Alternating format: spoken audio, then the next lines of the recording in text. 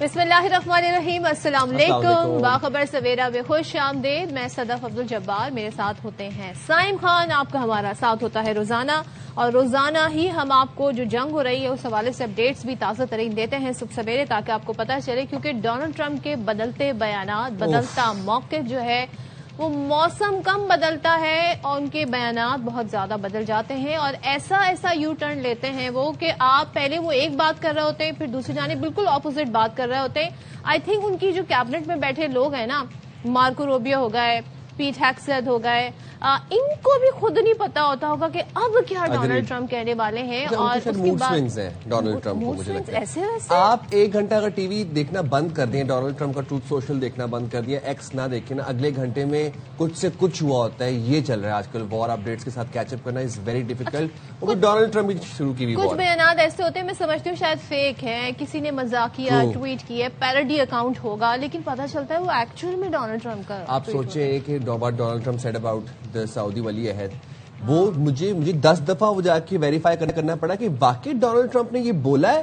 مطلب یہ بول سکتا ہے کوئی سفارتی آداب، اور ایز اے پریزیڈنٹ یہ بات کوئی کہہ سکتا ہے؟ میں نے 10 جگہ وہ ویریفائی کی اور وہ میں نے دیکھا کہ وہ سچ بات ہے. آئی تھنک وہ سب کچھ کہہ سکتے ہیں. وہ تو ابھی بھی اپنے آپ کو پتہ نہیں کیا سمجھ رہے ہیں، بہت سارے وہ دعوے کرتے ہیں. لیکن ابھی نیا جو ان کا دعویٰ ہے، ایک تو یہ کہ میں تو بھائی سیلیوٹ پیش کرتی ہوں ایران کی، جو خاص طور پہ جو ان کا نیریٹو بلڈ کر رہے ہیں، خاص طور پہ سوشل میڈیا پہ، اور جو ایک لیگو مووی آتی ہے وہ جو اس میں منظر کشی کرتے ہیں نا، وہ بہترین ہوتی ہے. وہ ہی دکھاتے ہیں ایک ٹیبل پہ ڈونلڈ ٹرمپ بیٹھے، پہلے تو وہ دھمکیاں لگا رہے تھے، وہ بیٹھے اور خود ہی انہوں نے ایران کا جھنڈا بھی لگا دیا، اپنے ملک کا بھی، اور ایک چیئر خالی، ایک پہ ڈونلڈ ٹرمپ بیٹھے مذاکرات کر رہے ہیں، کہہ رہے ہیں جی یہ ایران سے مذاکرات ہو رہے ہیں، جبکہ وہاں پر ایران موجود نہیں ہے. تو ڈونلڈ ٹرمپ نے دعویٰ کیا ہے کہ ایران میں رجیم بھی چینج ہو گیا ہے. اچھا، نئے گروپ سے بات کر رہے ہیں. اب یہ نیا گروپ کون ہے گیس کریں آپ. نیو یارک پوسٹ سے گفتگو میں ڈونلڈ ٹرمپ کا کہنا تھا کہ لگتا ہے مشتبہ خامنہئی شدید زخمی اور بری حالت میں. لگتا ہے انہیں سی آئی اے کیا ان کی انٹیلیجنس ایجنسی کے پاس کوئی کنفرم رپورٹ ہی نہیں ہے. آپ سوچیں جلد جان لیں گے ایرانی اسپیکر تعاون کے لیے تیار ہیں یا نہیں. ایئر فورس 1 پر ٹرمپ نے صحافیوں پر گفتگو کو بتایا کہ ایران میں حکومت تبدیل ہو گئی ہے.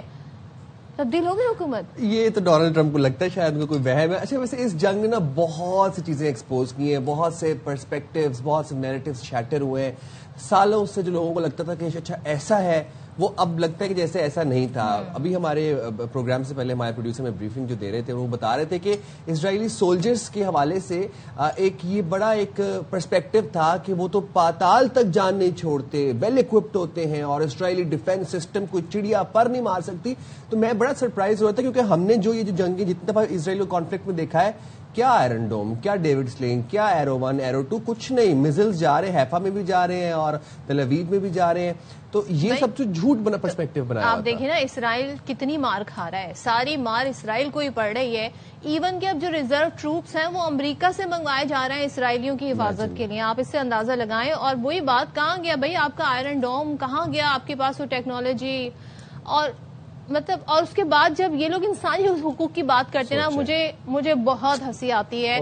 غزہ میں کیا کیا؟ غزہ میں جب بچے مر رہے تھے تو آپ ہی لوگ تھے نا، اسرائیلی تھے نا جو یہ سب کر رہے تھے. جس طریقے سے وہاں پہ لوگوں کو بھوک سے، ان چیزوں سے محروم کیا گیا. بچے آج تک وہاں پر جو حالات ہیں نا، اس جنگ میں ایک چیز غلط جو ہوئی ہے وہ یہ ہوئی ہے کہ غزہ سے سب کی نظریں ہٹ گئی ہیں. جی، غزہ کو اتنا ایئر ٹائم نہیں ملتا. غزہ کو آپ لوگوں نے یاد رکھنا ہے اپنے دعاؤں میں بھی، اور آپ نے اس کے بارے میں بولتے رہنا. آلسو آپ کو یاد ہوگا کہ ایران پہ پہلا حملہ جو تھا، جو امریکی میزل آیا تھا، وہ مناب میں آیا تھا، جہاں پر ذرا بچوں کی ہلاکت ہوئی تھی اسکول کے اوپر.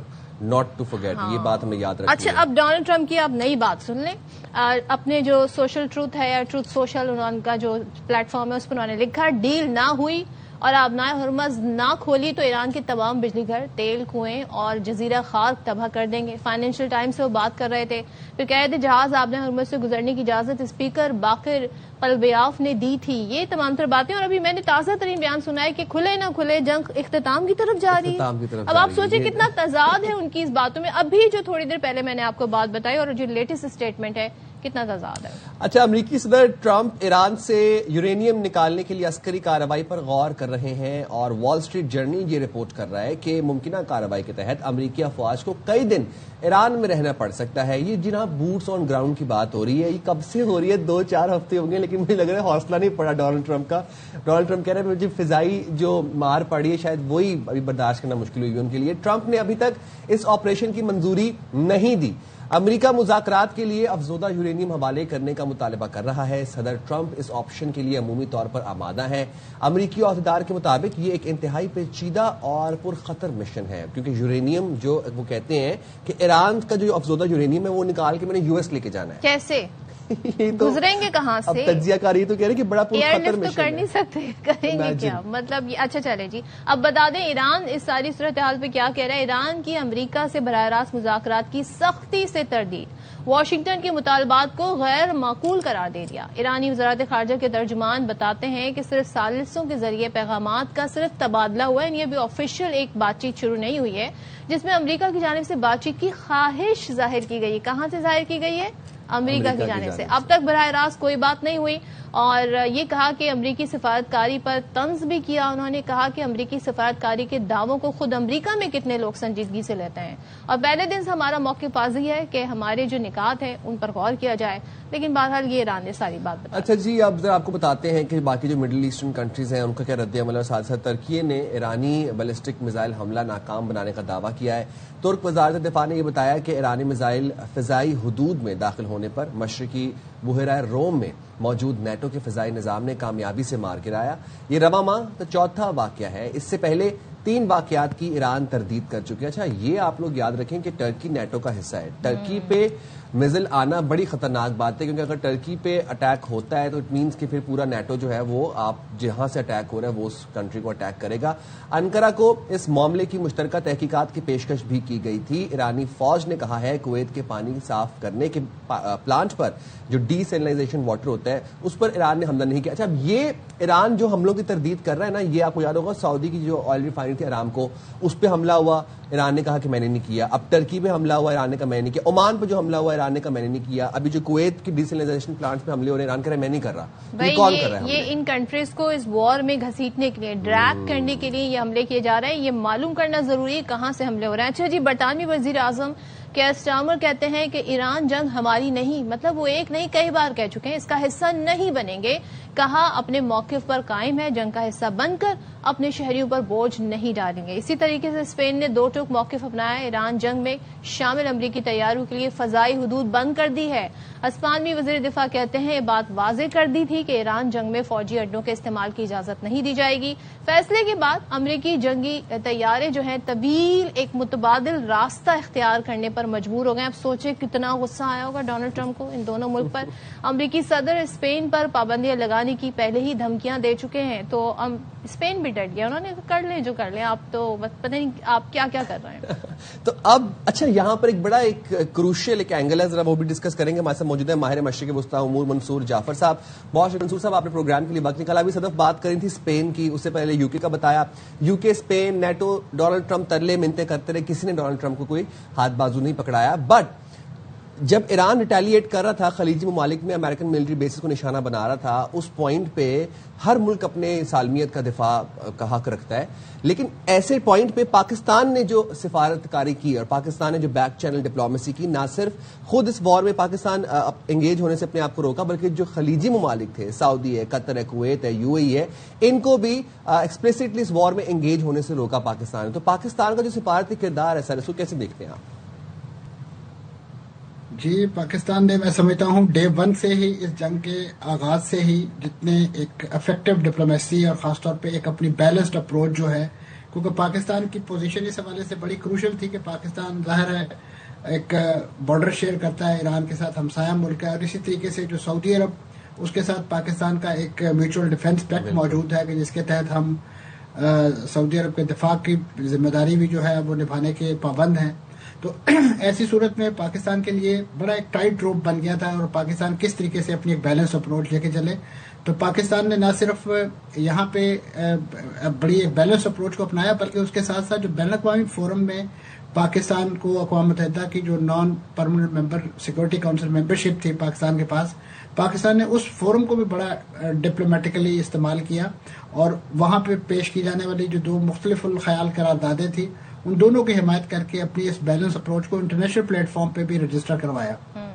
तो इसकी वजह से एक एतमाद डेवलप हुआ खित्ते के तमाम ममालिक के अंदर, और बिलखुसूस अमेरिका के साथ पाकिस्तान की जो मिस्करी और सियासी क़यादत है उनकी एक पुरानी रैपो चली आ रही है जिसको वो बड़े तहसीन की नज़र से देखते हैं। ख़ासतौर पे पाकिस्तान ने अपनी ये रैपो जो है डेवलप की, जो भारत की तरफ से एक मुहिम जो की गई गुज़श्ता बरस, उसमें जो पाकिस्तान का भरपूर जवाब और फिर उसमें पहुंचाए जाने भारत को नुकसानात पर जिस तरीके से डोनाल्ड ट्रंप ने इंटरवीन किया और पाकिस्तान ने उनकी उस बात को ऑनर करते हुए जंगबंदी का जो ऐलान किया, तो ये वो चीज़ें थी कि जिसके नतीजे में पाकिस्तान अपना एक स्ट्रेटेजिक जो डेटरेंस है वो भी स्टेब्लिश कर चुका था, उसके साथ साथ अपना जो डिप्लोमेटिक वेंचर है उसको एक्सरसाइज करके पाकिस्तान की जो एक लिहाज से एक पीस ब्रोकर के तौर पे खित्ते के अंदर जो पोजीशन है वो इंतहाई रीइंफोर्स हो गई। और अब आप देख रहे हैं कि पाकिस्तान अपनी इस इस रीजनल डिप्लोमेसी को इंटरनेशनल लेवल पे लेके जा रहा है। हमारे जो वजीर खारजा और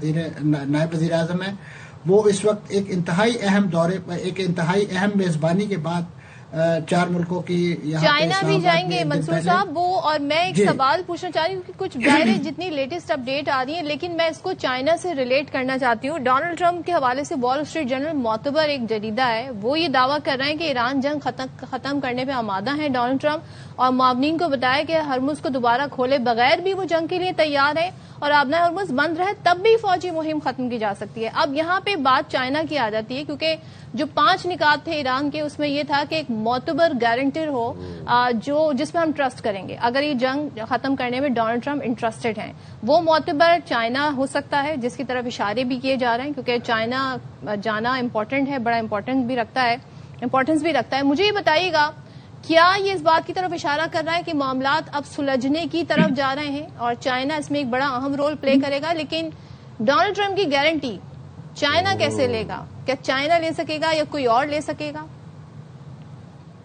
देखिए जी, चाइना की तरफ से ये पहले भी इस नौयत की बात की गई थी, लेकिन उसमें चाइना ने अपना तो जो पॉलिटिकल और डिप्लोमेटिक वेट है यकीनन उसका उन्हें एहसास भी है, और खासतौर पे जिस अंदाज से वो एक मईशत की बड़ी ताकत है इस वक्त पूरी दुनिया के अंदर, उसके साथ साथ उन्होंने इस जो गारंटरशिप का रोल जिसके बारे में बातें की जा रही हैं उसे अक़वाम मुत्तहिदा के प्लेटफॉर्म से रेगुलराइज करने की बात की गई है कि अक़वाम मुत्तहिदा के प्लेटफॉर्म से एक ऐसा मैकेनिज्म बनाया जाए कि जिसके तहत सारे ये जो परमानेंट सिक्योरिटी काउंसिल के मेंबर हैं इनको साथ पिला के रूस, चीन और दीगर जो ममालिक हैं वहां पे एक ऐसा गारंटरशिप का जो है रोल बनाया जाए। लेकिन ज़ाहिर है उसके लिए आपको पहले कोई बाल रोल करनी पड़ती है, और वो चाइना मैं समझता हूँ इस वक्त जो पाकिस्तान ने एक डिप्लोमेटिक होमवर्क किया है खासतौर पे इन 4 मुल्कों के वज़ीर खारजा के साथ, और आप देखिए कि यहाँ से फौरन जाने के बाद सऊदी जो वज़ीर खारजा थे उन्होंने जो अपनी ब्रीफिंग दी है उसके नतीजे में फौरी तौर पे जो सऊदी वलीअहद है उन्होंने कतरी वज़ीर आज़म और उसके साथ साथ जो उर्दन के शाह हैं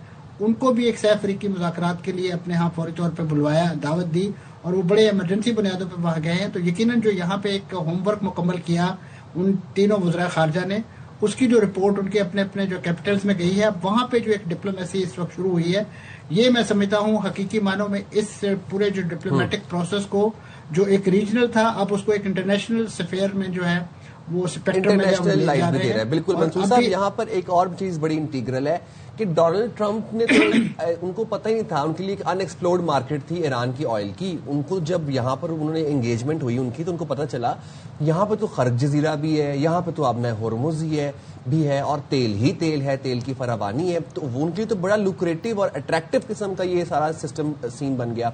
अब ईरान के पास जो 2 मेजर चीजें हैं जिसपे डोनाल्ड ट्रंप की नजर है, एक तो आइलैंड खर्ग है जहां पर वो बूट्स ऑन ग्राउंड की बात करते हैं और उसको उन्होंने कोलैटरल बनाना है इस पूरी वॉर को स्टॉप करने के लिए। दूसरा आबना हरमुज है। ईरान कहते हैं कि मैं टोल टैक्स लिए बगैर शिप कोई पास नहीं करने दूंगा, डोनाल्ड ट्रंप कहते हैं टोल टैक्स कोई पास नहीं करेगा, कोई होगा नहीं टोल टैक्स। तो अब ये मामला जो आबना हरमुज वाला है, स्ट्रेट ऑफ हरमुज वाला, ये कैसे सुलझेगा?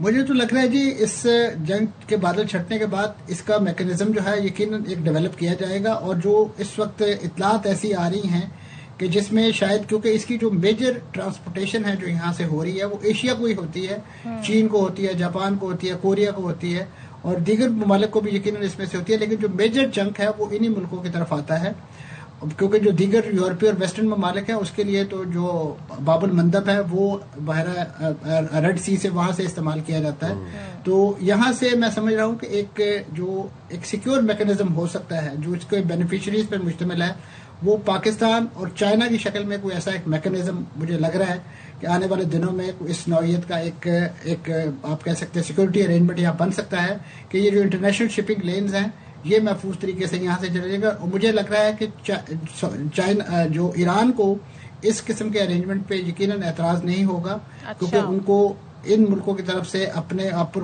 کوئی حملے کی کوئی دھمکی بھی نہیں ہوگی، لیکن ان کو ساتھ ساتھ ان کی جو شپنگ لین ہے وہ بھی سیف ہو جائیں گی، کیونکہ ایران خود بھی اس پیسج کو استعمال کرتا ہے اور خاص طور پہ اس کا جتنا بھی تیل ہے وہ اسی راستے سے، ان کی جتنی بھی انٹرنیشنل ٹریڈ ہے وہ اسی راستے سے ہوتی ہے، تو لہٰذا ایران نہیں چاہے گا کہ اس کو کسی ایسے سیٹ اپ پہ دیا جائے کہ جہاں کل کو ایران کا یہ جو ایک اسٹریٹجک چوک پوائنٹ ہے وہ بھی ان کے ہاتھ سے نکل جائے اور آئندہ کے لیے ان کے لیے خود مسائل پیدا ہو جائے، تو یہ اس کا کریڈٹ تو ہم ڈونلڈ ٹرمپ کو ہمیں دینا چاہیے منصور صاحب، کیونکہ ایران تو 47 سال سے پابندیاں آئی تھیں، ایران نے کبھی یہ والا سٹیپ نہیں لیا کہ آبنائے ہرمز کو بند کر دے، آبنائے ہرمز پہ ٹیکس لگا دے۔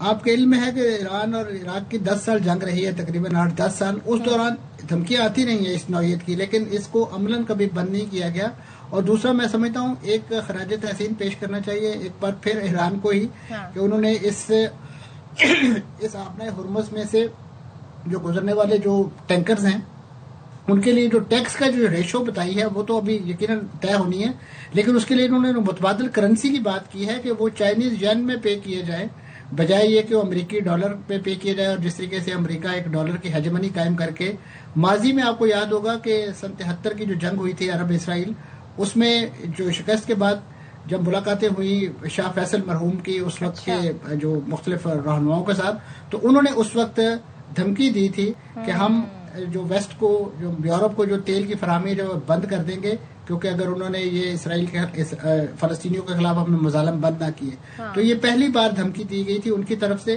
یقیناً اس کا ایک بیک لیش انہیں اپنی شہادت کی صورت میں برداشت کرنا پڑا، لیکن میں سمجھتا ہوں کہ پوٹینشیل بہت زیادہ موجود ہے، اور خاص طور پہ ڈونلڈ ٹرمپ صاحب جیسے جو میں تو انہیں کریڈٹ دیتی ہوں، اگر وہ یہ نہ کرتے تو ایران جو ہے اس آپشن کی طرف آ ہی نہیں رہا تھا۔ تو ایک چیز اور بتا دیں منصور صاحب، کیا یہاں پہلے بھی ایران اس طریقے سے آپ اسے ٹول کہہ لیں، ٹیکس کہہ لیں، چنگی کہہ لیں، کیا وصول کرتا تھا، یا ابھی ابھی ریسنٹ شروع ہوا ہے؟ یہ ریسنٹ پاسٹ میں ہے، لیکن کیونکہ آپ کے علم میں ہے کہ یہاں سے یہ ایک انٹرنیشنل شپنگ لین ہے، کیونکہ جہاں پہ کوئی ایکسٹرا آپ فیسلٹی نہیں آفر کرتے، جیسے آپ نے ترکیہ میں جو فاسفورس ہے، جو باسفورس اپنائے ہے، وہاں سے جو ٹول ٹیکس لیا جاتا ہے، اسی طرح پاناما کنال میں سے لیا جاتا ہے، نہر سویز والے لیتے ہیں، لیکن وہاں پہ انہیں وہ ایکسٹرا سروسز دیتے ہیں، کبھی ان کا کوئی چیز پھنس جاتی ہے تو اس کو وہ جو کشتیاں کھینچنے والی ہوتی ہیں وہ سروسز فراہم کرتے ہیں، یا دیگر سیکورٹی، تو یہاں پہ اس نوعیت کی ایران کی طرف سے کوئی ایسی سیکورٹی آفر نہیں کی جاتی، ایک بات بتائیے گا، سیکیور پیسج ہی تھا یہ تو ڈونلڈ ٹرمپ وہ جو کہ ٹیرفز لگاتے تھے، ٹیرف وار شروع کیے بیٹھے تھے، امریکہ وہ جو سینکشنز لگاتا تھا دوسرے ممالک کے اوپر، اسرائیل وہ جس کا ڈیفنس سسٹم 5 لیئرڈ ہے اور اس کی پوری دنیا میں دھوم تھی کہ پتہ نہیں پیٹریوٹ اور تھارڈ اور یہ آئرن ڈوم کیا ہی توپ چیز ہے جو دنیا میں کسی اور کے پاس ہے ہی نہیں، پھر اسرائیلی سولجرز کا ایک بڑا ان کا ایک بنا ہوا تھا پرسپیکٹیو، ایک امیج تھا کہ وہ پتہ نہیں شاید کس طرح کی مخلوق ہیں۔ اس جنگ میں آپ کو لگتا ہے کہ ویپنری کا نقصان، جہازوں کا نقصان، یہ تو پھر ریکور ہو جائے گا، لیکن عزت کا جو نقصان ہوا ہے، جو ایک جو امیج بنا ہوا تھا، جو وہ شیٹر ہوا ہے، یہ ریکور نہیں ہو سکتا، اس کی کوئی کمپنسیشن نہیں ہے؟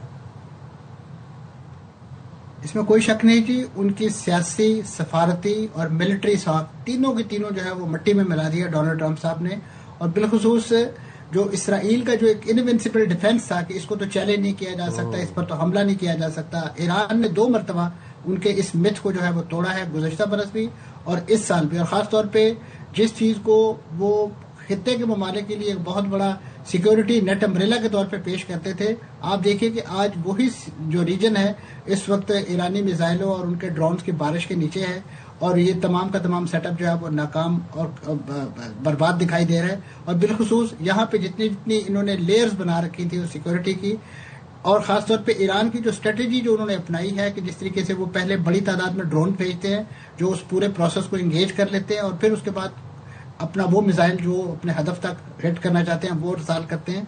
तो आपने देखा कि उसके नतीजे में जो तबाही और बर्बादी, अगरचे सेंसर की वजह से वो हमारे यहाँ मीडिया में या सोशल मीडिया पर उस अंदाज से रिफ्लेक्ट नहीं हो पा रही, लेकिन इस वक्त जो चीखें सुनाई दे रही हैं, खासतौर पे अगर आप अभी जनूबी लबनान से होने वाले जो हिजबुल्लाह के हमले हैं उसके नतीजे में जो वहाँ पे जो यहूदी बस्तियां कायम थी उस सरहद के करीब, वहाँ के मेयर्स की चीखों पुकार सुने तो आपको अंदाजा होगा कि वो इस वक्त पुकार रहे हैं कि लग रहा है कि इसराइल ने हिजबुल्लाह पर नहीं हम पर हमला कर दिया, हालांकि हमला उन पे हिजबुल्लाह कर रहा है, इसराइल नहीं कर रहा है। तो इस कदर उनकी मत मारी गई है। तो ये वो सिचुएशन है कि इस वक्त इंटरनली जितने बड़े पैमाने पे इसराइली वहाँ पे जो बड़ी जन्नत सजा के लाए गए थे वो इस वक्त रिवर्स माइग्रेशन कर रहे हैं, बड़े पैमाने पे बहरी कश्तियों के जरिए, शिप्स के जरिए वहाँ से निकल रहे हैं ताकि किसी तरीके से, क्योंकि पिछले तकरीबन 20-25 दिन से उन्होंने अपनी जो रातें हैं वो बेडरूम्स के बजाय बंकरों में गुजारी है, और इन्हें तो बिल्कुल दुनिया में एक जन्नत का माहौल बना के यहाँ लाया गया था, जिनके लिए ये कोई फलस्तीनी नहीं है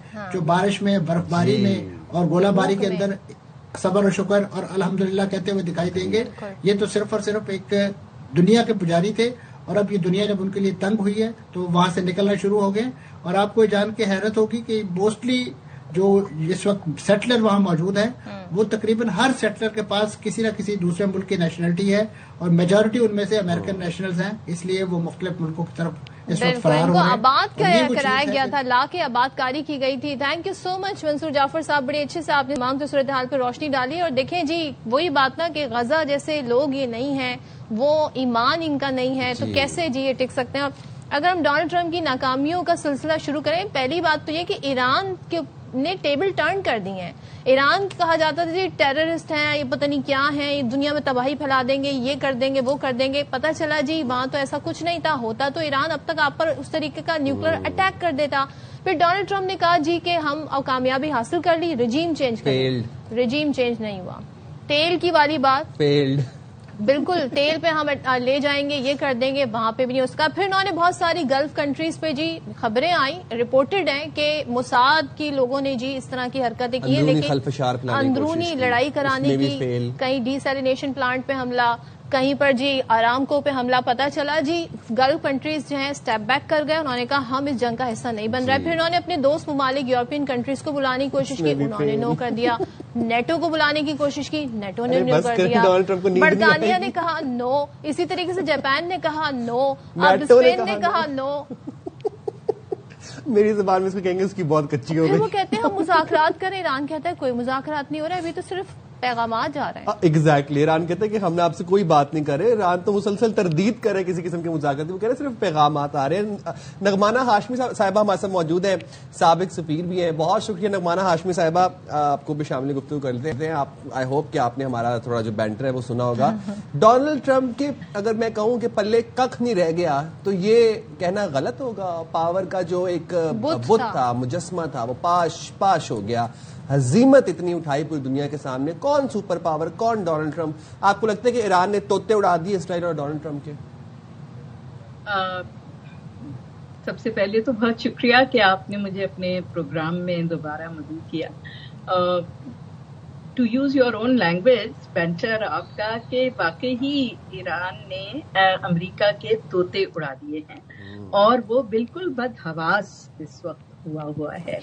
और बहुत सारे आपके कमेंटेटर्स और आपके जो एनालिस्ट हैं पूरी दुनिया में और ख़ास तौर पे पाकिस्तान में, वो शुरू से ये कह रहे थे कि ईरान पे हमला करना बहुत बड़ी गलती होगी, बिकॉज ईरान एक बहुत मजबूत कौम है और वो पिछले 20 साल से इस जंग की तैयारी कर रहे हैं। बिकॉज देखिए उन्हें 47 ईयर्स से तो आपने कितनी 3 जंगें उन पे मुसल्लत की, उनको इतना सैंक्शंस उन पे लगाई हुई थी कि टोटली उनको आपने हर तरीके की पाबंदी जो है उन पे थी। उसके बावजूद उन्होंने न सिर्फ सरवाइव किया بلکہ اپنا بہت اچھا جو انڈیجنس کیپیسٹی ہے ٹیکنالوجی کی اس کو ڈیولپ کی، اور آج وہ دنیا کی 2 طاقتیں جن کے پاس سب سے زیادہ مضبوط ہتھیار بھی ہیں، ٹیکنالوجی بھی ہے، انفارمیشن نیٹ ورک بھی ہے، ان کے سامنے ڈٹے کھڑے ہیں۔ وہ ڈونلڈ ٹرمپ صاحب جو سمجھتے تھے کہ یہ 2 دن یا 3 دن میں اس وار کو ختم کر دیں گے، اب انہیں پتا چل رہا ہے کہ وہ پہلے 1 ہفتہ کہا، پھر 2 ہفتے کہے، پھر اس کے بعد 4 کہہ رہے ہیں، 4 سے 6 ہفتے اور لگیں۔ تو آپ سوچئے کہ ایران نے ان کی کا ٹو یوز یور ٹرمینالوجی بالکل بینڈ بجا دیا ہے اس وقت، اور ایران نے وہ کر دیا ہے جو پوری سارٹ آف دنیا مل کے اور خاص طور پہ مسلم ممالک مل کے نہیں کر سکے، وہ یہ ہے کہ امریکہ کو کمپلیٹلی ایکسپوز کر دیا ہے، ڈونلڈ ٹرمپ کو کمپلیٹلی ایکسپوز کر دیا ہے، اور یہ بات اب بالکل سامنے آ گئی ہے، اور ہمارے عرب دوستوں کو، گلف کے دوستوں کو بھی آئی تھنک یہ بات سمجھ آ گئی ہے کہ یہ سارا پلان شروع سے ہی پچھلے 100 سال سے یہ ان کا پلان ہے کہ یہاں گریٹر اسرائیل بنانا ہے، اور اب وہ ان کے پلانز بالکل سامنے آ گئے ہیں۔ اسی لیے آپ دیکھیے کہ گلف اور عرب اسٹیٹس نے بڑے تحمل کا مظاہرہ کیا، اور ان کے تحمل کا مظاہرہ کرنے کی وجہ سے اور ایران کے ایکسپلینیشنز کی وجہ سے کہ ایران کی کوئی دشمنی نہیں ہے اپنے گلف اور مڈل ایسٹ کے ممالک سے، لیکن وہ امریکہ کی بیسز کو اٹیک کریں گے کیونکہ وہ لیجیٹمیٹ ٹارگٹس ہیں۔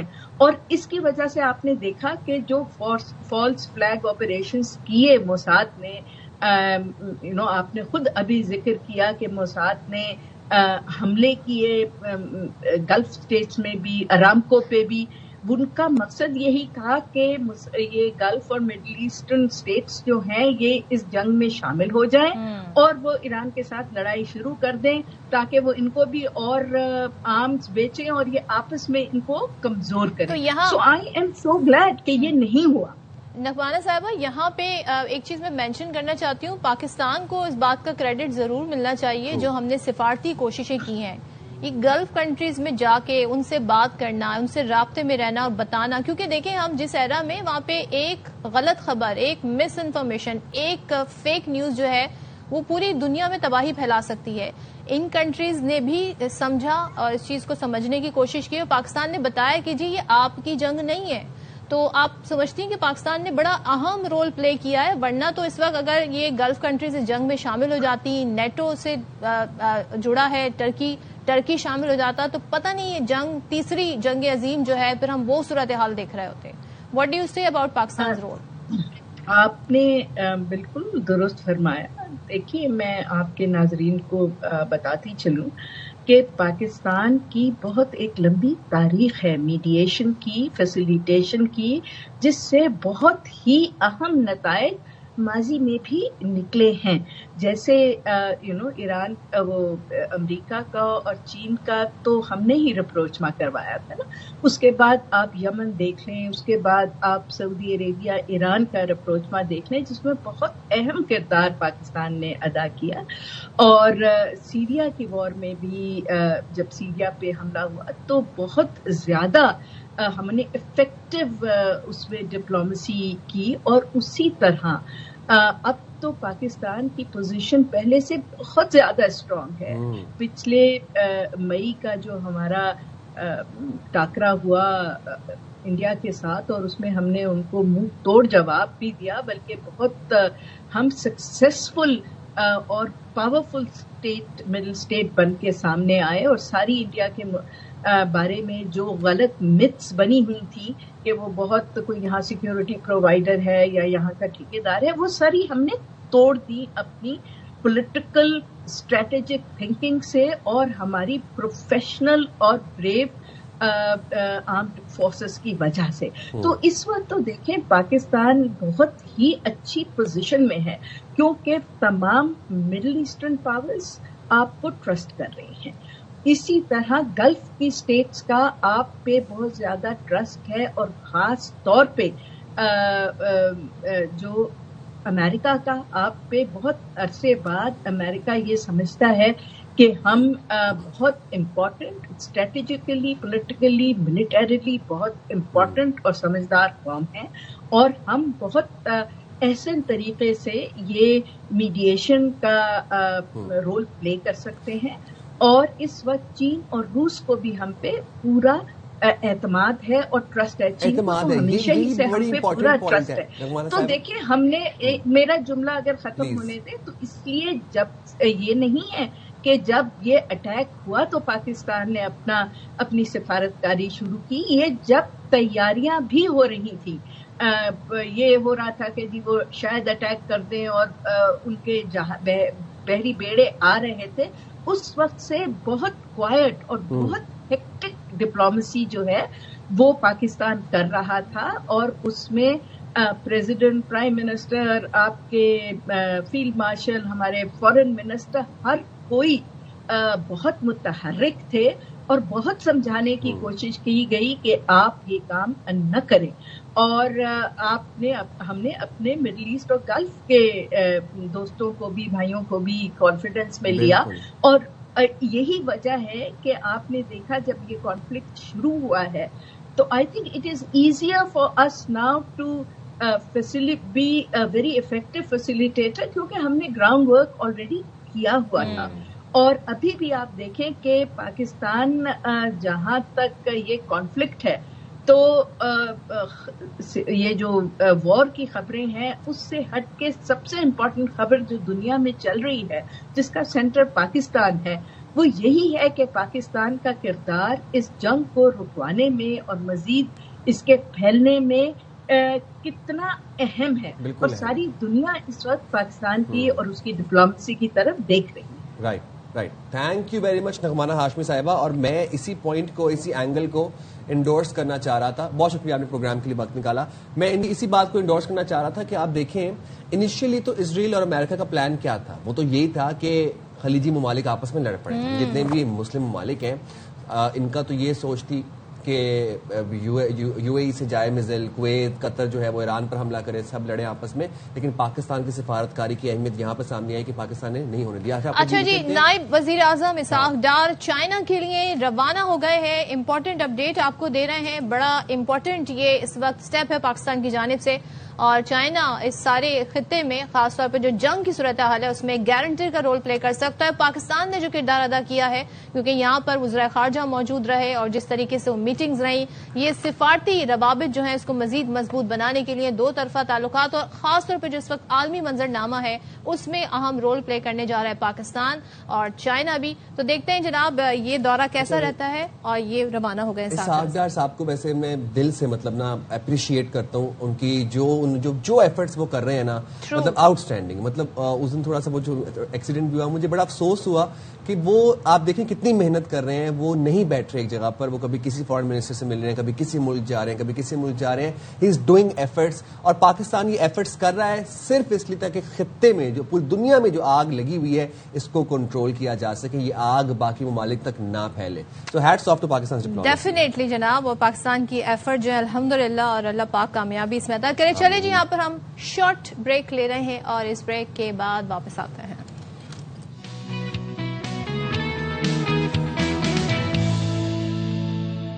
वेलकम बैक जनाब। और जिस तरह आपने कभी अक्सर सड़क पे जाते हुए देखा होगा ना कि जो गधा जब चल रहा होता है सड़क पे, जो डोंकी कार्ट होता है, तो जो शख्स उसको चला रहा होता है उसके हाथ में डंडा होता है। अच्छा, उसके हाथ में आप कभी कोई छुरी या कोई शार्प चीज देखेंगे, क्योंकि गधे को डंडे की ज़बान समझ में आती है ना, उसको आप छुरी दिखाएंगे तो करेंगे, वो नहीं चलेगा।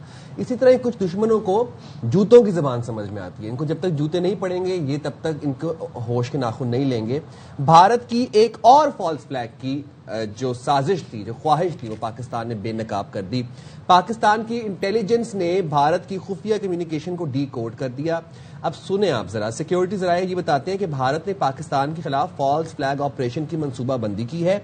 भारत की जानिब से पाकिस्तानी कैदियों को रिहा करने का मंसूबा है। भारत पाकिस्तानी कैदियों को मकबूजा कश्मीर के सरहदी इलाकों में लेकर इन कैदियों के जरिए सरहदी इलाके में फॉल्स फ्लैग ऑपरेशन करना चाहता है। یعنی کہ پاکستانی قیدیوں کو استعمال کر کے بھارت بڑی کارروائی کا الزام پھر پاکستان پر لگانا چاہتا ہے، اور ذرا یہ بھی بتا رہے ہیں کہ بھارت فالس فلیگ آپریشن کو بنیاد بنا کر پاکستان پر سرحدی کشیدگی شروع کرنا چاہتا ہے، جس کا مقصد پاکستان کی فوج کو مشرقی سرحد پر انگیج کرنا ہے۔ تو یہ ایک بڑا کہتے ہیں نا فالس فلیگ جو ہے وہ بے نقاب ہوا ہے، اور الحمدللہ ویری ٹائملی ہم دیکھ رہے ہیں کہ بے نقاب ہو گیا، اور انڈیا کی جانب سے مسلسل یہ کوششیں جاری ہیں۔ ویسٹرن فرنٹ پہ تو ہم صورتحال دیکھ ہی رہے تھے، اب یہ چاہ رہے ہیں جی کہ اس طرف بھی پاکستان کو انگیج کیا جائے، اور ویسے ہی آپ دیکھیں دنیا کے حالات اس وقت کس طرف جا رہے ہیں، لیکن بھارت کی جانب کے سے مضموم مقاصد کا سلسلہ جاری ہے۔ یہ کہتے ہیں نا کہ انہوں نے آپریشن سندور پاز کیا ہوا ہے، جنہوں نے آپریشن سندور 2.0 بھی کرنا ہے، وہ بھی ان کی خواہش ہے،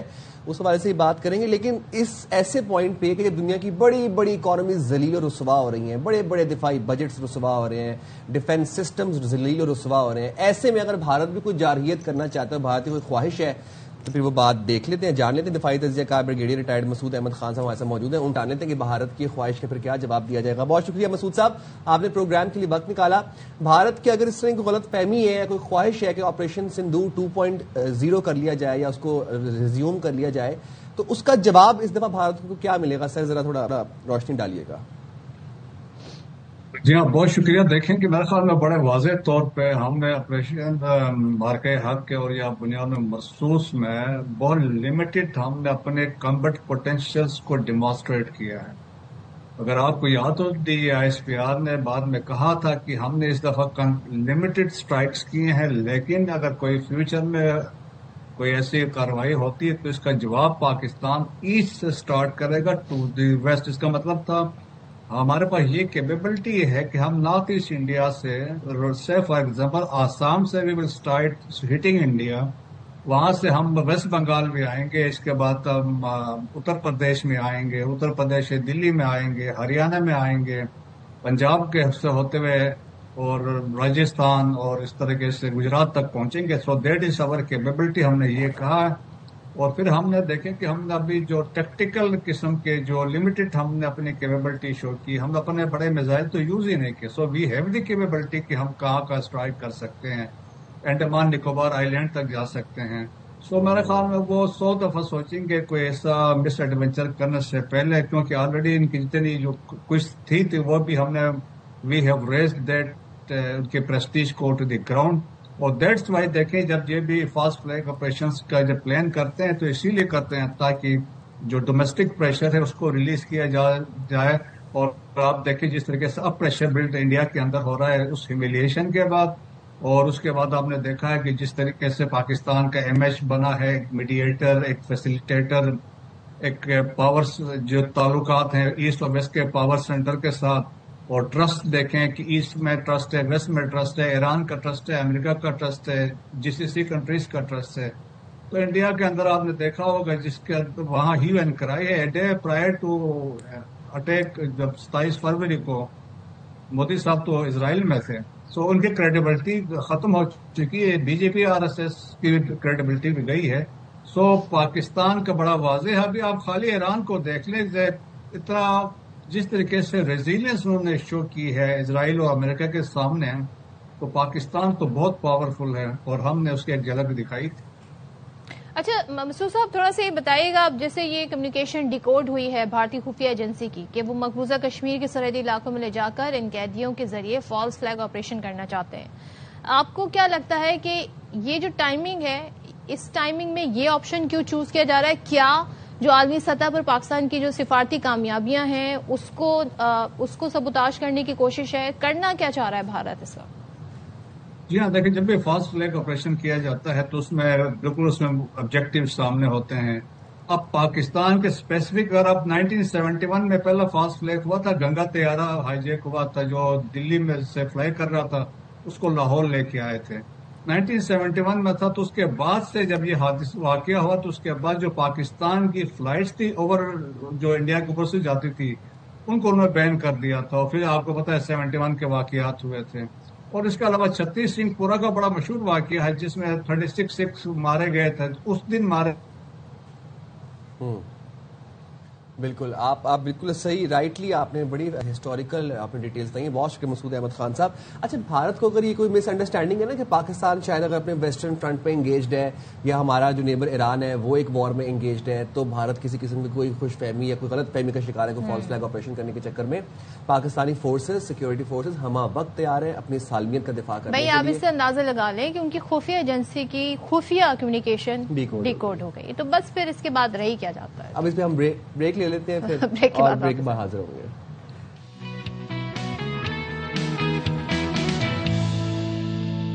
ویلکم بیک ونس اگین. اور ہم ذرا سندھ میں بات کریں کیونکہ یہاں پر ایک مسئلہ ہے جو کہ حل ہو سکتا ہے. ایسی کوئی راکٹ سائنس نہیں ہے کیونکہ اس پر قابو پایا جا سکتا ہے مگر قابو نہیں پایا جا رہا ہے. وہ ہے جی کتے کے کاٹے کا مسئلہ. اب سندھ میں کتے کے کاٹنے سے لاکھوں نہیں کروڑوں جانیں خطرے میں ہیں کیونکہ پورے سندھ کے اگر ہم حالات کی بات کریں تو کراچی کی اگر ہم صرف بات کر لیں کہ یہاں پر شہریوں کی بڑی تعداد جو ہے وہ صبح سویرے گھروں سے نکلنا جو ہے انہوں نے ڈر کے مارے چھوڑ دیا کیونکہ صبح اتنا زیادہ پبلک نہیں ہوتی ہے تو یہ بڑے آرام سے گھوم رہے ہوتے ہیں. اچھا صبح سویرے طلبہ بچے جو ہیں چھوٹے آفس جانے والے لوگوں کو خطرات کا سامنا کرنا پڑتا ہے. سال 2024 کے جو سٹیٹس ہیں وہ صوبے بھر میں 3 لاکھ سے زائد افراد کتے کے کاٹنے کا شکار ہوئے. اگر صرف کراچی کے ہی نمبرز کی ہم بات کر لیں اور 2025 پر آ جاتے ہیں تو 2025 میں بڑے سرکاری اسپتالوں میں 42,000 سے زائد متاثرین لائے گئے. بعض اسپتالوں میں صورتحال یہ تھی کہ روزانہ 35 سے 45 افراد جو ہے وہ اس وجہ سے لائے جاتے تھے اور پھر علاج کے لیے یہ پہنچ رہے تھے. 2026 کے آغاز میں آج یہ 31 تاریخ مارچ کی خطرے کی گھنٹی اور تیز ہو گئی ہے یعنی کہ 2026 میں شہر قائد میں اب تک 29,000 کیسز سامنے اور سب سے تشویشناک پہلو ریبیز جیسی مہلک بیماری سے ہونے والی اموات ہیں.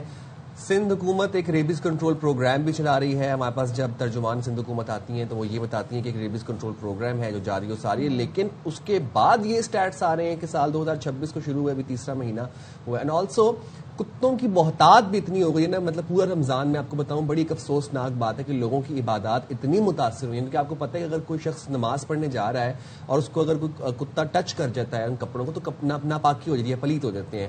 تو لوگوں کی عبادات متاثر ہوئی ہیں. بچے گھروں سے نکل کے نماز پڑھنے نہیں جا رہے بزرگ نہیں جا رہے. بڑی افسوسناک یہ المیہ. اچھا یہ تو ہم نے آپ کو بتا دیا جی صوبہ سندھ کی صورتحال اور جہاں پر پیپلز پارٹی کی حکومت ہے کافی ہم دیکھ رہے ہیں بلا شرکت غیر کافی عرصے سے یہاں کا حال یہ ہے. جب ہم آپ کو بتاتے ہیں کہ جی پیپلز پارٹی جو ہے کیونکہ پنجاب میں بھی پیپلز پارٹی ہے پیپلز پارٹی کا پنجاب چیپٹر ہے. پنجاب کے بچوں کو آوارہ کتوں کے کاٹنے کے جو بڑھتے واقعات ہیں اس پر انہوں نے بڑی تشویش کا اظہار کیا ہے اور پنجاب میں شہریوں خصوصاً جی بچوں کو محفوظ بنانے کے لیے لاہور ہائی کورٹ سے بھی رجوع کر لیا ہے. پیپلز پارٹی نے پنجاب میں شہریوں کو بچوں کو کتے کے کاٹنے سے بچانے کے لیے کورٹ سے رجوع کر لیا ہے. پیپلز پارٹی رہنماؤں نے درخواست میں موقف اپنایا کہ پنجاب حکومت WHO کے SOPs پر عمل درآمد کرنے میں ناکام ہو گئی ہے. ایک سیکنڈ مطلب یہ ہم یو ٹرائنگ ٹو سے کہ پیپلز پارٹی پنجاب میں بڑی اسکروٹنائز کر رہی ہے اور بڑے مانیٹر کر رہی ہے کہ بچوں کو کتے نہ کاٹے لیکن سندھ میں کیوں نہیں ہو رہا یہ. اچھا اگر ہمیں دونوں صوبوں کے سٹیٹس بھی رکھنے چاہیے تاکہ ہم یہ بتا سکیں کہ بھائی آپ وہاں پہ کورٹ جا رہے ہیں تو یہاں پہ جو WHO کے جو سٹینڈرڈز ہیں وہ کیوں نہیں اپلائی ہو سکتے ہیں. افسوسناک صورتحال ہے. اس سے پھر وہی بات میں کروں گا کہ اس شہر کو اون کرنے کے لیے کوئی تیار نہیں ہے. جب تک ہم اس شہر کو اون نہیں کریں گے تب تک اس کے مسائل حل نہیں ہوں گے. بریک کا وقت ہو گیا ہمارے پاس اور بریک لے کے ہم واپس آئیں گے گفتگو کے سلسلے کو یہیں سے کنٹینیو کریں گے.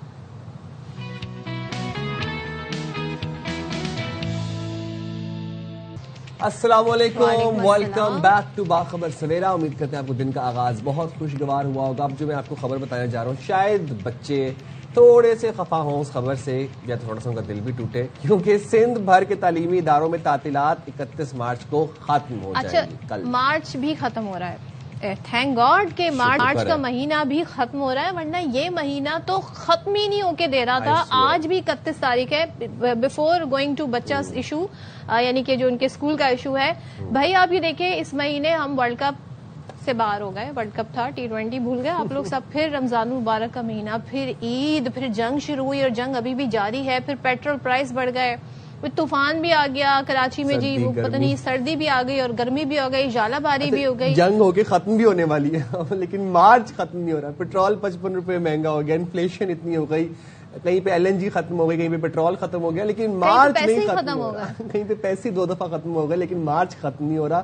اچھا بائی دا وے آج 31 مارچ ہے. سوچیں آپ کہ ہماری مارچ کی ٹائم لائن اتنی وہ مکسڈ اپ چل رہی ہے. 1 اپریل سے سابقہ نوٹیفیکیشن کے مطابق تدریسی عمل بحال ہو جائے گا اور اسٹیئرنگ کمیٹی کے فیصلے کے تحت نیا تعلیمی سال 1 اپریل 2026 سے شروع ہوگا. تو بچے اب گیئر اپ کر لیں, کتابیں سیدھی کر لیں, بائنڈنگ وغیرہ لیمینیشن کروا لیں, کل سے آپ نے اسکول جانا ہے. لیکن ابھی ہمیں یہ نہیں معلوم کہ فل فلیج اسکول کھلنے جا رہے ہیں, یعنی کہ یا یہ ہوا تھا نا کہ ورک فرام ہوم ہوگا, اسی طریقے سے جی ایجوکیشن سیمی ورچوئل ہو گیا تھا. ہاں یہ بھی ہوگا کہ آن لائن کلاسز ہوں گی کہ نہیں ہوں گی. انور خان ہمارے ساتھ موجود ہیں, تو ان سے ذرا صورتحال جان لیتے ہیں یہ اب سلسلہ کیسے آگے بڑھے گا. انور بتائیے گا, 31 تاریخ تک ٹائم تھا کہ اسکول نہیں جائیں گے بچے, اور پھر ہم نے دیکھا کچھ بچے جا بھی رہے تھے, کچھ آن لائن کلاسز بھی ہو رہی تھی. اب کل ہے 1 اپریل, تو کیا نوٹیفیکیشن ہے, کیا خبریں ہیں, اسکول فل فلیج کھل جائیں گے یا پھر ایک سیمی سسٹم جو ہے وہ ورک کرے گا؟ جی دیکھیں, آپ نے گفتگو کے آغاز کے اندر طویل ترین مارچ کے مہینے کا ذکر کیا. جی بالکل, ابھی بھی دیکھیں تقریباً 10 ہو رہے ہیں اور ابھی بھی مارچ کا مہینہ ختم ہونے میں کم و بیش 12 گھنٹے کا جو ہے ایک وقفہ باقی ہے. تو اب گفتگو پہ آتے ہیں دوبارہ اس مارچ کے مہینے کے بعد.